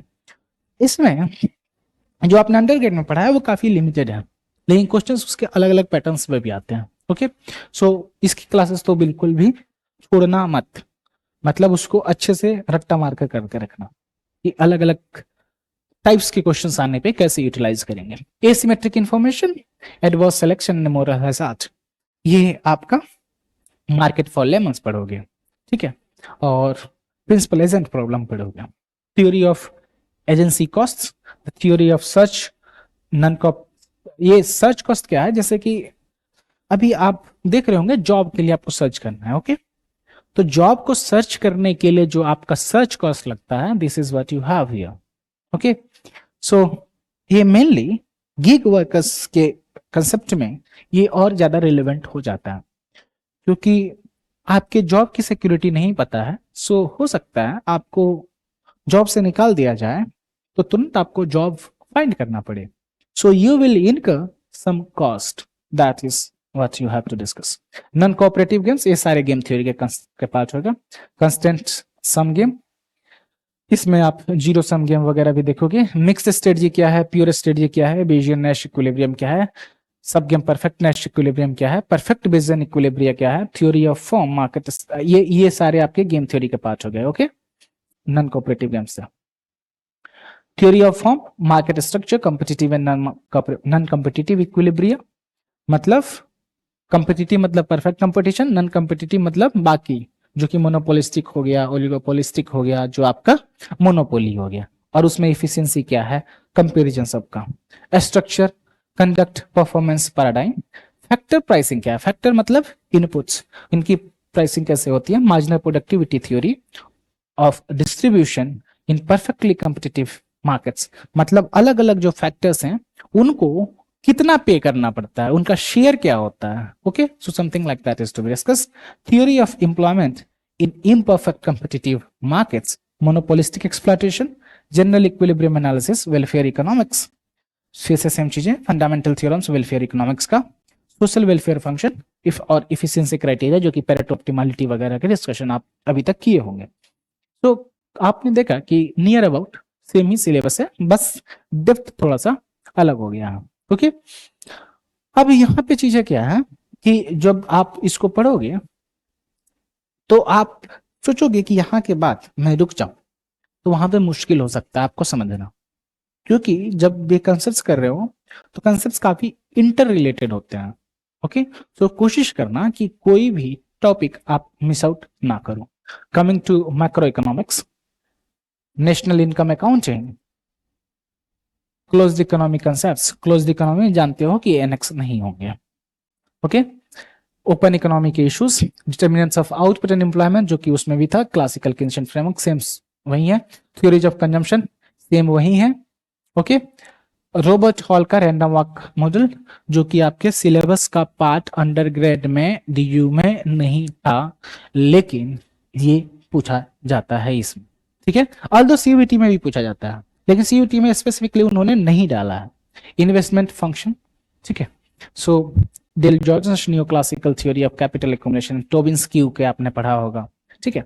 इसका इंटरप्रिटेशन क्या होता है, जब क्यू वैल्यू ग्रेटर देन 1 होगी तो क्या कंडीशन होगा, क्यू वैल्यू लेस देन 1 होगी तब क्या कंडीशन होगा, इक्वल टू 1 होगा तब क्या होगा।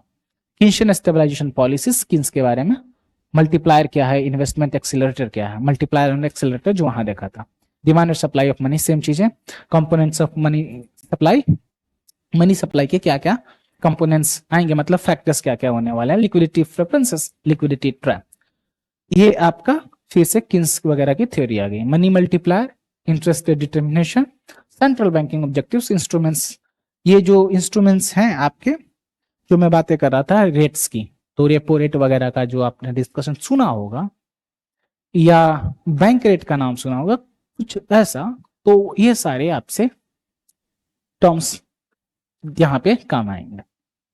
Now coming to the prudential regulation, यहाँ पे नरसिम्हम कमेटी के बारे में आपको पढ़ना है, ओके, कि रेगुलेट कैसे करना है इन सब चीजों पे। क्वांटिटेटिव ईजिंग क्या होता है, ये कन्वेंशनल आ गया, मतलब क्यूई ये नया है, प्रोमिनेंट कब हुआ था आपके 2008 के क्राइसिस के बाद, सो उन सब पे डिस्कशन करेंगे।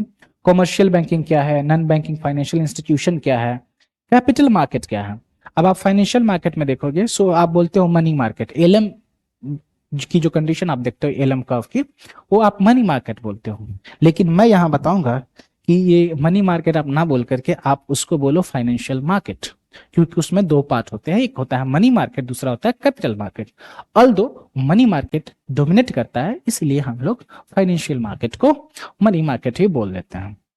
अगर आपने स्कैम 1992 की सीरीज देखी होगी, वेब सीरीज, तो उसमें हर्षद मेहता जो है वो कमेंट करते हैं अजय केडिया के बारे में कि I have to enter in money market, क्योंकि मनी मार्केट में ही ज्यादा पैसा है।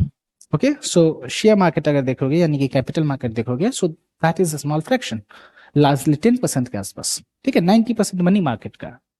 सो मनी मार्केट आपका शॉर्ट टर्म का है, कैपिटल मार्केट लॉन्ग टर्म का है, और ये दोनों मिला करके आपके फाइनेंशियल मार्केट बनाते हैं। Okay, so that's the idea here and it's regulation, theories of inflation and expectations augmented Phillips curve, जो भी आपने अंडरग्रेड में भी किया ही है। रियल बिजनेस साइकिल, ये आपने नहीं पढ़ा है, बिजनेस साइकिल आप जानते हो, रियल बिजनेस साइकिल एक अलग ही स्कूल है, RBC school. Okay, adaptive expectations hypothesis, ये आपने पढ़ा भी होगा, रेशनल एक्सपेक्टेशन हाइपोथेसिस जो कि मैं बात कर रहा था उस समय, उसकी क्रिटिक भी देखना है, जो कि आप क्रिटिसिज्म लिखते हो या एंड मोमेंट पे उनका फेलियर जानते हो, लिमिटेशंस जानते हो, यही चीजें हैं। क्लोज्ड इकोनॉमी में आईएसएलएम मॉडल क्या होगा, मुंडल फ्लेमिंग का कंसेप्ट, और इसमें इम्पॉसिबल ट्रिनिटी वगैरह क्या होती है। ओके, सो मतलब कब मॉनेटरी पॉलिसी इफेक्टिव होगा, कब नहीं होगा, ये सारी चीजें हैं। Coming to statistics, econometrics and mathematical economics, probability theory same है सबके में, concept of probability, probability distribution, discrete और कंटिन्यूअस में अलग, सेंट्रल लिमिट थ्योरी। जब भी सीएलटी देखते हो, सेंट्रल लिमिट थ्योरम या सेंट्रल लिमिट थ्योरी, ये बहुत इंपॉर्टेंट हो जाता है। ओके, क्योंकि ये थ्योरी जब अप्लाई होगा तो आप नॉर्मल कर्व की तरह ट्रीट करते हो। Index numbers, okay, index numbers क्या हैं, उनमें अलग अलग इंडेक्सेस हैं, तो उन इंडेक्सेस का क्या मतलब है, ओके, ये चीजें पूछी जाती है। कंस्ट्रक्शन ऑफ प्राइस इंडेक्सेस, ये प्राइस इंडेक्सेस वगैरह हम लोग पढ़ेंगे। सैम्पलिंग मेथड क्या है, सैम्पलिंग डिस्ट्रीब्यूशन क्या है, स्टैटिस्टिकल इन्फ्लुएंस, हाइपोथेसिस टेस्टिंग, ये आपने किया भी होगा। Linear regression modules, Gauss Markov theorem जो जानते ही हो, BLUE, heteroscedasticity, multicollinearity, autocorrelation में मुझे बताने की जरूरत नहीं है। स्पूरियस रिग्रेशन, ये आपको नया दिखेगा, स्पूरियस रिग्रेशन ये आप पढ़ोगे, आलतू फालतू वाली रिग्रेशन की बात हो रही है यहाँ पे, spurious regression. Okay, unit root, ये आपका एक टेस्ट है स्टेशनरी का। साइमल्टेनियस इक्वेशन मॉडल, ये ज्यादा इंपॉर्टेंट हो जाता है क्योंकि ये जनरली आप बेसिक्स में नहीं पढ़ते हो, और इसके क्वेश्चन बहुत सिंपल होते हैं, इतने सिंपल होते हैं कि आप देख कर कहीं सोल्व कर सकते हो, लेकिन अगर आप इसको नहीं पढ़ोगे तब मुश्किल हो जाता है। आइडेंटिफिकेशन प्रॉब्लम, आइडेंटिफिकेशन प्रॉब्लम जो कि आपका स्पेसिफिकेशन एनालिसिस वाला चैप्टर, ठीक है, स्पेसिफिकेशन एनालिसिस मतलब फंक्शनल फॉर्म के बारे में। डिफरेंशियल कैलकुलस, वो तो आप जानते ही हो कि differentiation, integration, and its applications, linear algebra में मैट्रिसेस, क्रेमर्स रूल आपके मैट्रिक्स का डिटर्मिनेंट निकालने में काम आता है, static optimization problems and applications, input output model जो कि आपका लियोनटिफ का मॉडल है, लीनियर प्रोग्रामिंग बातें हो गई थी, differential equations. Coming to international economics, theories of international trade under imperfect competition, यही जो आपके स्मिथ वगैरह की थ्योरी जो हम लोग डिस्कशन कर रहे थे। गेन्स फ्रॉम ट्रेड, अब ट्रेड अगर हो रहा है दो कंट्रीज के बीच में, तो उसका क्या बेनिफिट है, क्या बेनिफिट हो रहा है, तो उनमें अलग अलग सेक्टर्स पे क्या बेनिफिट होने वाला है, क्या नहीं होने वाला है। ट्रेड मल्टीप्लायर क्या होता है, ठीक है, उसमें एक्सपोर्ट मल्टीप्लायर वगैरह पे हम लोग डिस्कस करेंगे। Tariff and non tariff barrier क्या होते हैं, डंपिंग और एंटी डंपिंग क्या होती है, इसके जो टर्मिनोलॉजीज हैं उन टर्मिनोलॉजीज को समझना है। गैट क्या है, डब्ल्यूटीओ क्या है, उसके अलावा जो रीजनल ट्रेड ब्लॉक्स जो हैं वो क्या है। जैसे आप देख रहे होंगे कि अलग अलग कंट्रीज मिलकर एक ट्रेड ग्रुप बनाती है, ओके। जैसे कि आपने सुना होगा एशियान के बारे में, ठीक है, Association of South East Asian Nations, okay. So ये जो कंट्रीज हैं वो मिलकर अपने एक ट्रेड ब्लॉक बनाया। सो उसमें क्या क्या लेवल होता है इंटीग्रेशन का वो भी मैं बताऊंगा। सबसे पहले आपका आएगा प्रेफरेंशियल ट्रेड एग्रीमेंट से लेकर लास्ट में आपका सारा एक तरह से मैच कर जाएगा जो कि इकोनॉमिक यूनियन बनेगा, ओके। ट्रेड पॉलिसी की इश्यूज क्या है, बैलेंस ऑफ पेमेंट क्या है, composition, equilibrium and equilibrium adjustment mechanism, इसमें अलग अलग थ्योरीज हैं। उस थ्योरी से डायरेक्टली आपका हूबहू क्वेश्चन पूछ लेता है ये थ्योरी किसने दिया था, एब्जॉर्प्शन अप्रोच किसने दिया था, ओके। इलास्टिसिटी अप्रोच किसने दिया था, जे कर्व क्या है, जे कर्व आपने पढ़ा भी होगा, okay. Foreign exchange market and arbitrage a financial markets जो कि आपको डीयू में इंटरमीडिएट माइक्रो इकोनॉमिक्स 2 में कराया जाता है। Exchange rate determination IMF and World Bank, वो तो इंपॉर्टेंट है ही। Public economics, market failure, remedial measures, asymmetric information जो कि हम लोग पहले सीवीटी में भी देख चुके हैं। Public good, externality, regulation of market. अब यहाँ कोलूजन एंड कंज्यूमर्स वेलफेयर, कोलूजन का मतलब होता है जब दो पार्टी मिल गई, ओके, एक सॉल्यूशन है एक्सटर्नलिटी का, ये सारी चीजें डिस्कस करोगे। पब्लिक रेवेन्यू क्या है, नॉन टैक्स और टैक्स रेवेन्यू क्या है, ये हम लोग बजट के थ्रू यूज करेंगे। Direct and indirect taxes, progressive और नॉन प्रोग्रेसिव टैक्सेशन का मतलब क्या है, incidents and effects of taxation क्या है, पब्लिक एक्सपेंडिचर, पब्लिक डेट और उसकी मैनेजमेंट क्या है, ओके, और कौन करता है ये भी जानना जरूरी है। पब्लिक जहां भी आ जाए, यहाँ पे पब्लिक मतलब जनता नहीं, गवर्नमेंट होती है, ओके। इकोनॉमिक्स में पब्लिक का मतलब होता है government.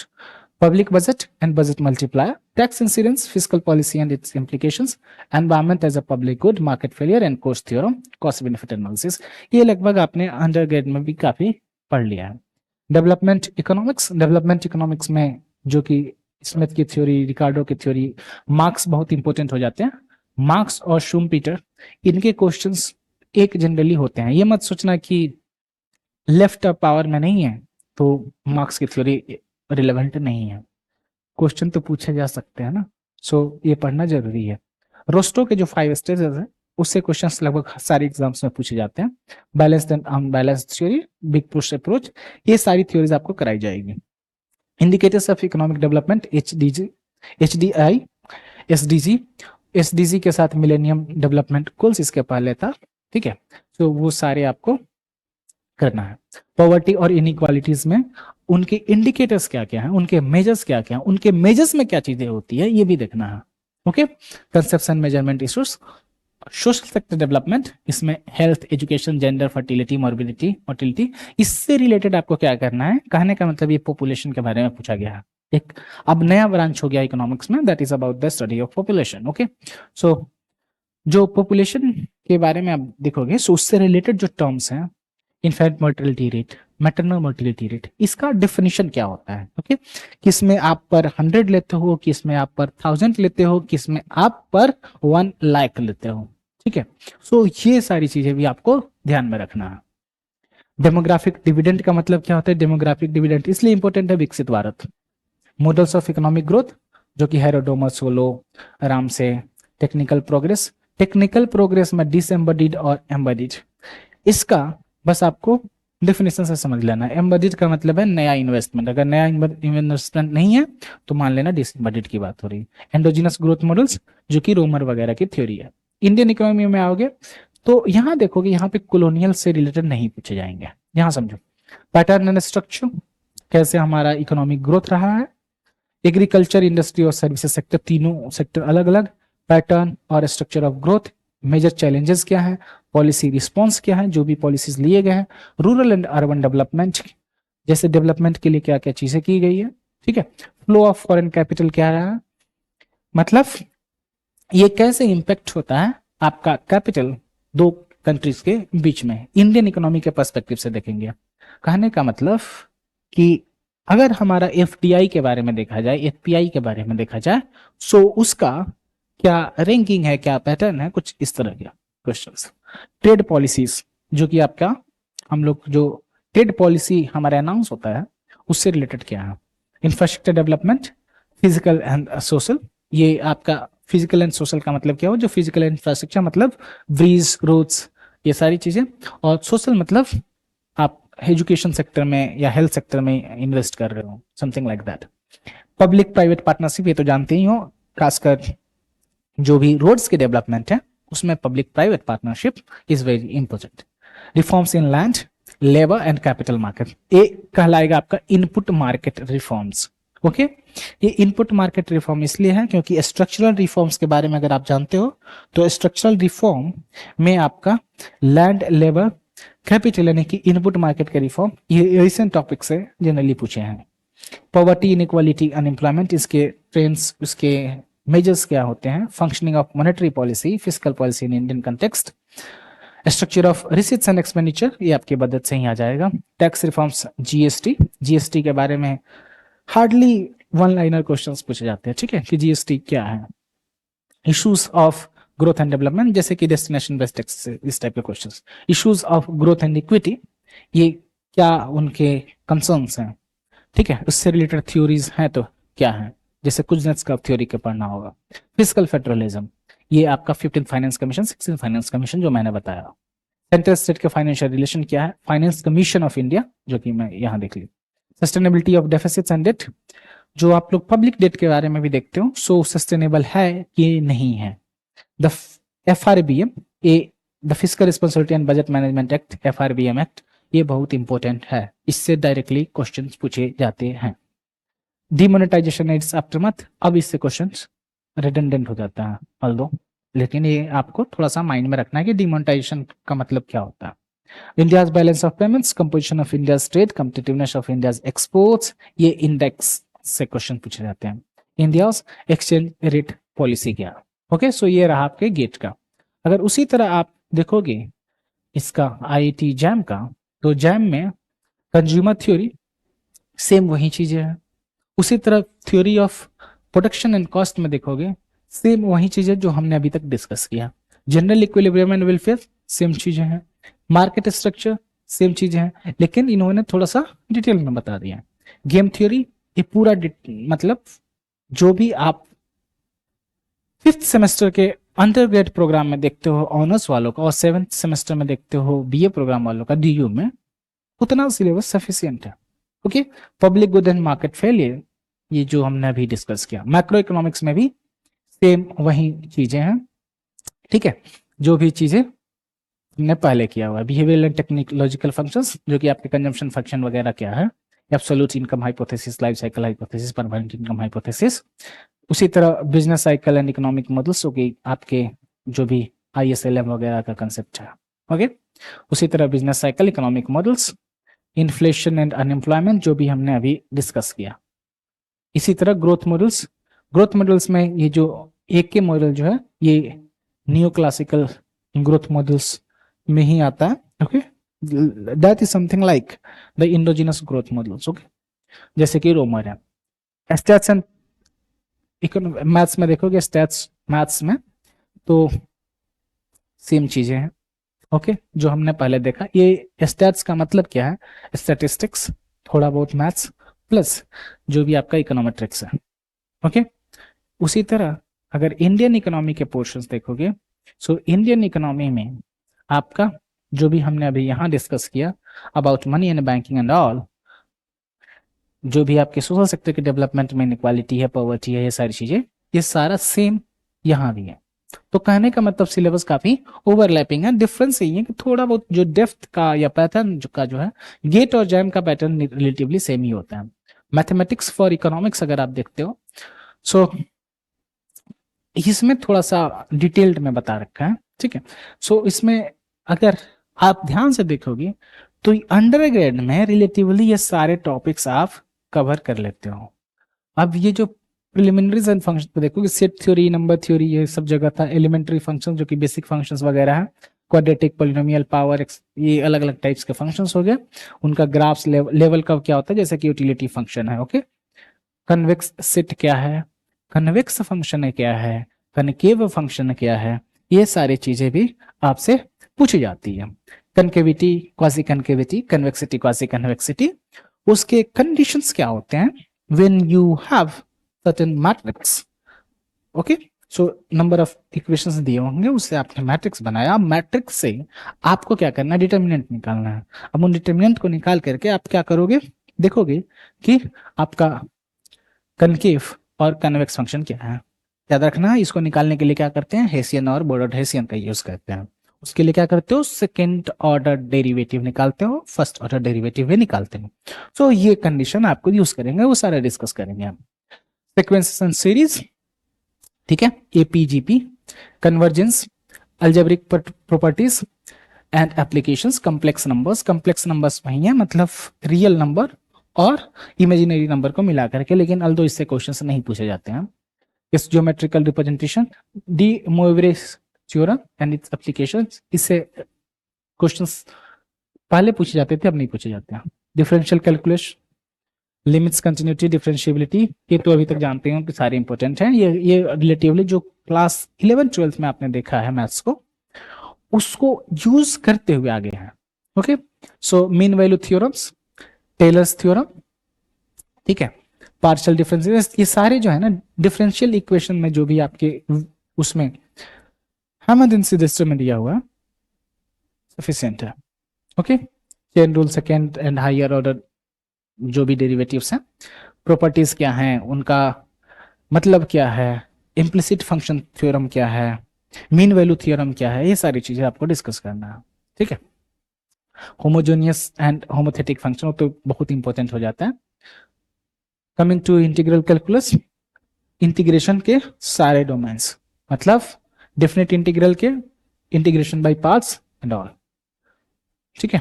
Differential equations and difference equations, वहीं आपके first order difference equation, first order differential equation and application, बस फर्स्ट ऑर्डर तक करना है, ओके, मतलब सिंपल वाला है।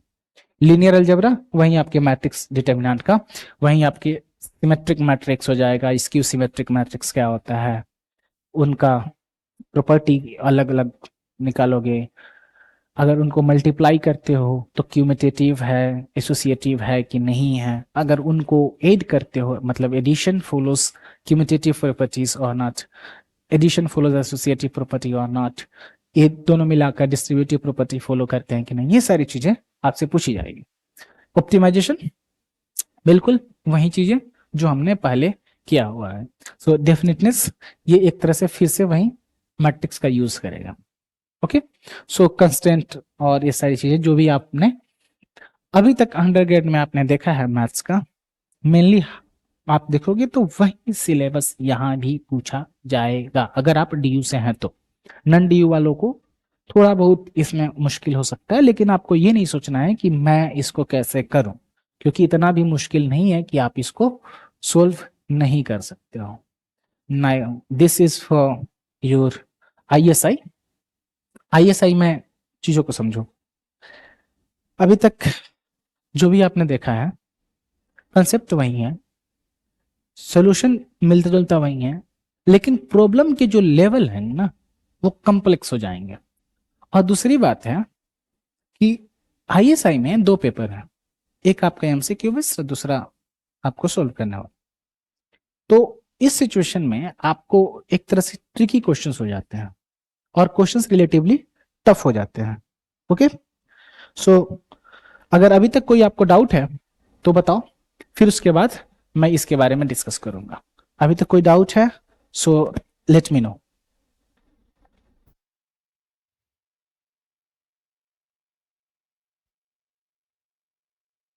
हाँ ना? नो सर, ठीक है। चलो, तो ये सारे हो गए थे आपके सीवीटी पीजी, आईटी जैम और आईटी गेट के लिए। तो आईएसआई में मैंने बोला कि थोड़ा सा क्वेश्चंस कम्प्लेक्स हो जाएंगे और कुछ नहीं, ठीक है, लेकिन कंसेप्ट नियर अबाउट सेम ही रहेंगे। तो बाइनोमियल थ्योरम, एपीजीपी की सीरीज, परमुटेशन कॉम्बिनेशन, ठीक है, theory of polynomial equations, same चीजें बाकी जगह भी हैं, बस वर्डिंग डिफर कर रहे हैं।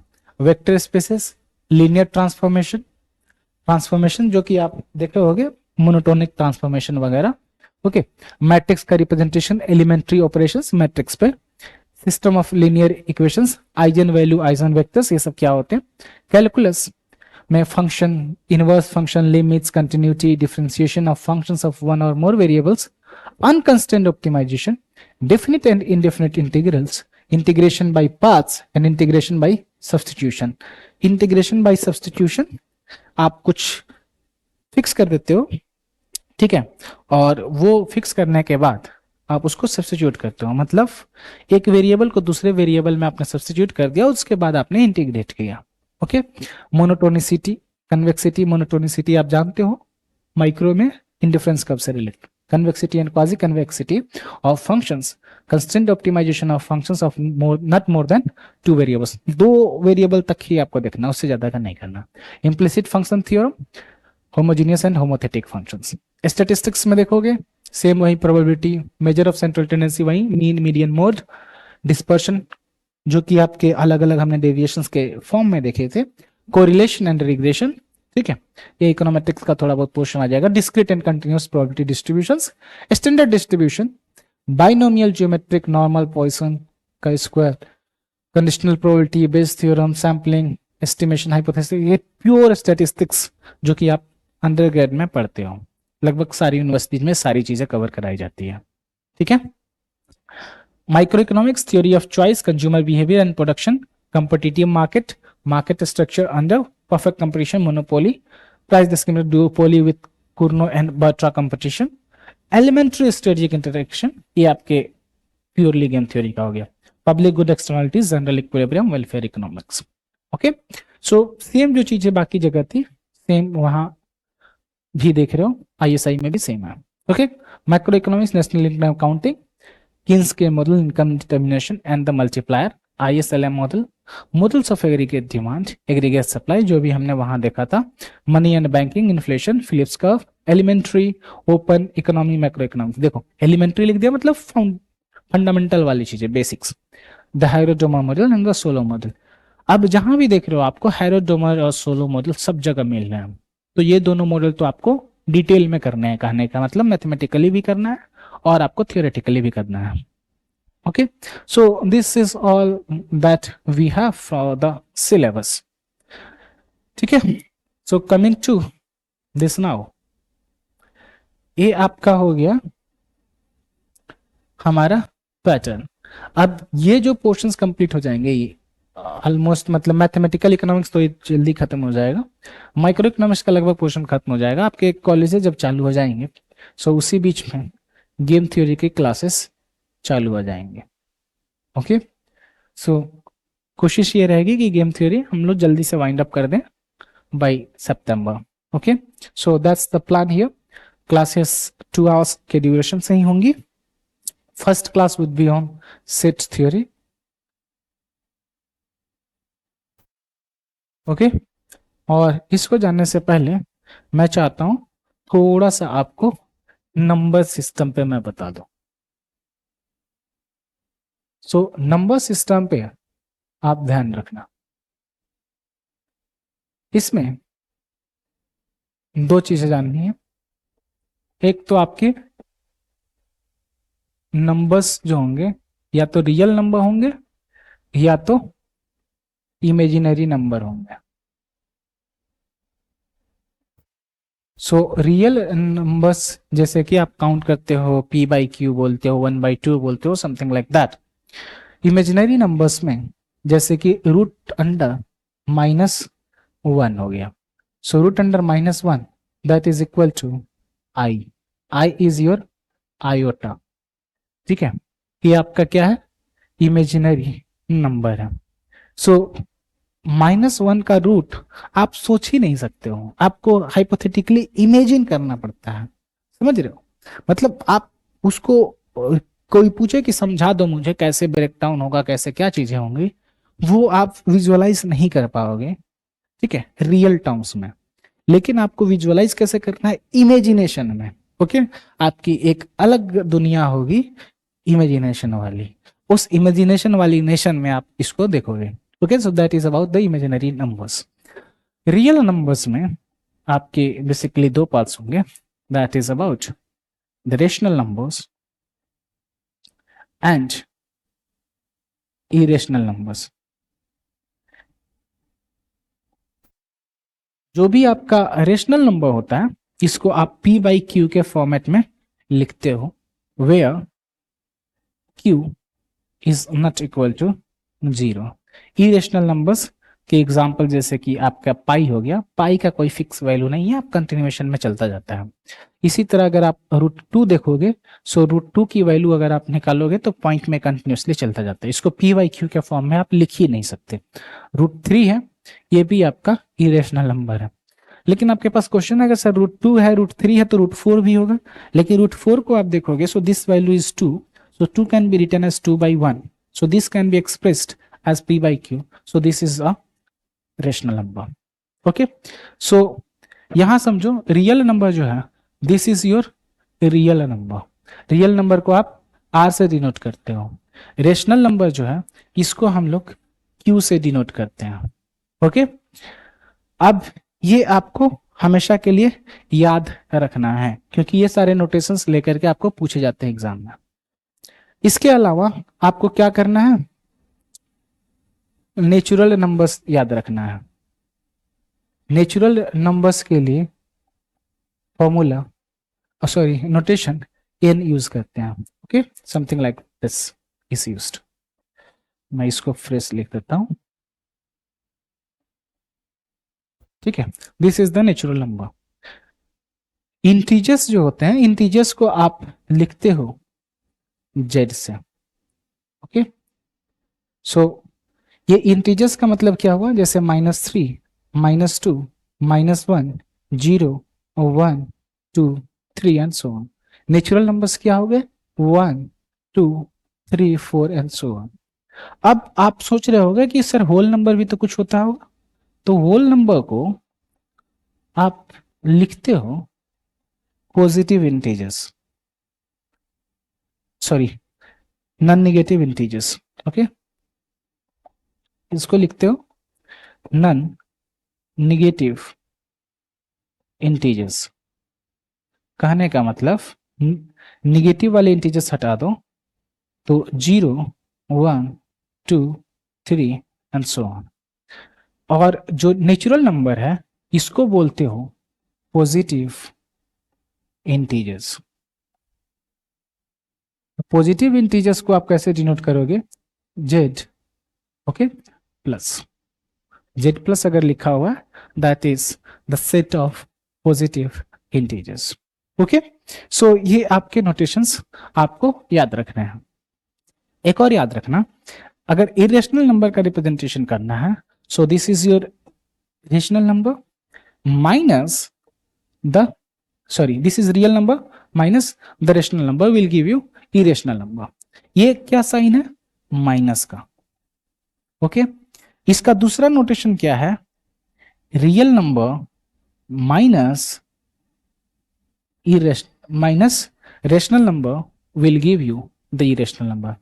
Real number minus rational number will give you irrational number. ये सिंबल क्या है, माइनस का सिंबल है।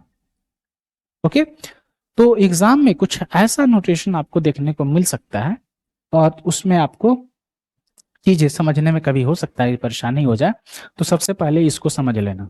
अगर इसमें किसी को कोई डाउट है तो बताओ, any doubt till now?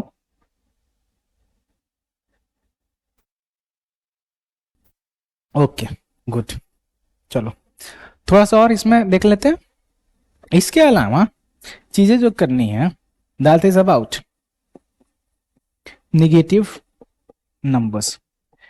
Negative numbers का याद रखना, इसमें सारे रियल नंबर्स होते हैं जो निगेटिव है, इनको आप डिनोट करते हो आर निगेटिव से, और इनका जो वैल्यू है दे आर लेस देन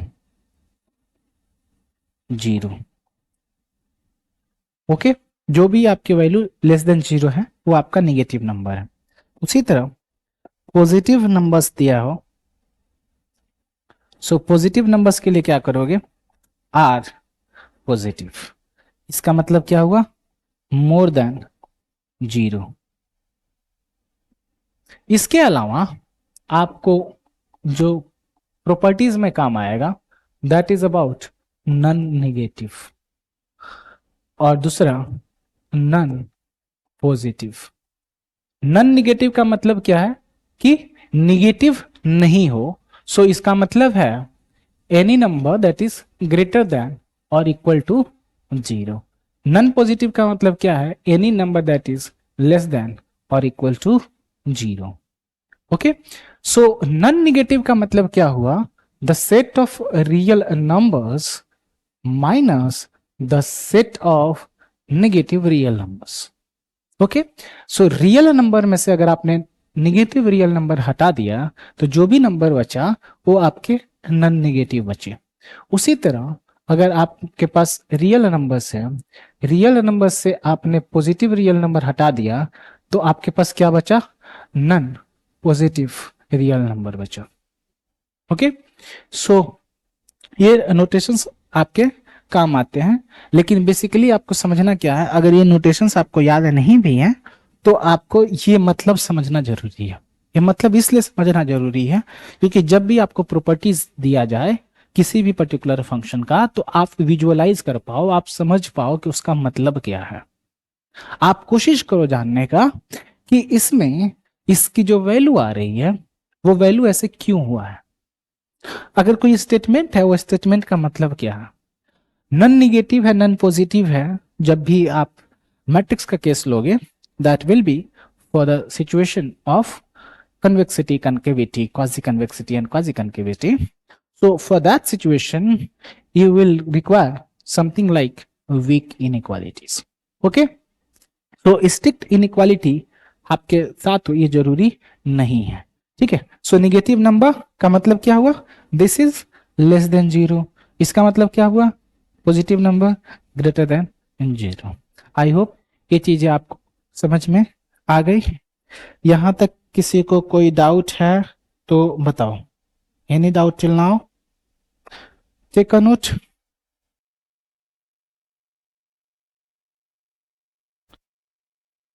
चलो, so I will stop here for this particular introductory lecture. Take care, bye bye, कल मिलते हैं, कल हम लोग डिस्कस करेंगे सेट थ्योरी को। ठीक है, बाय बाय।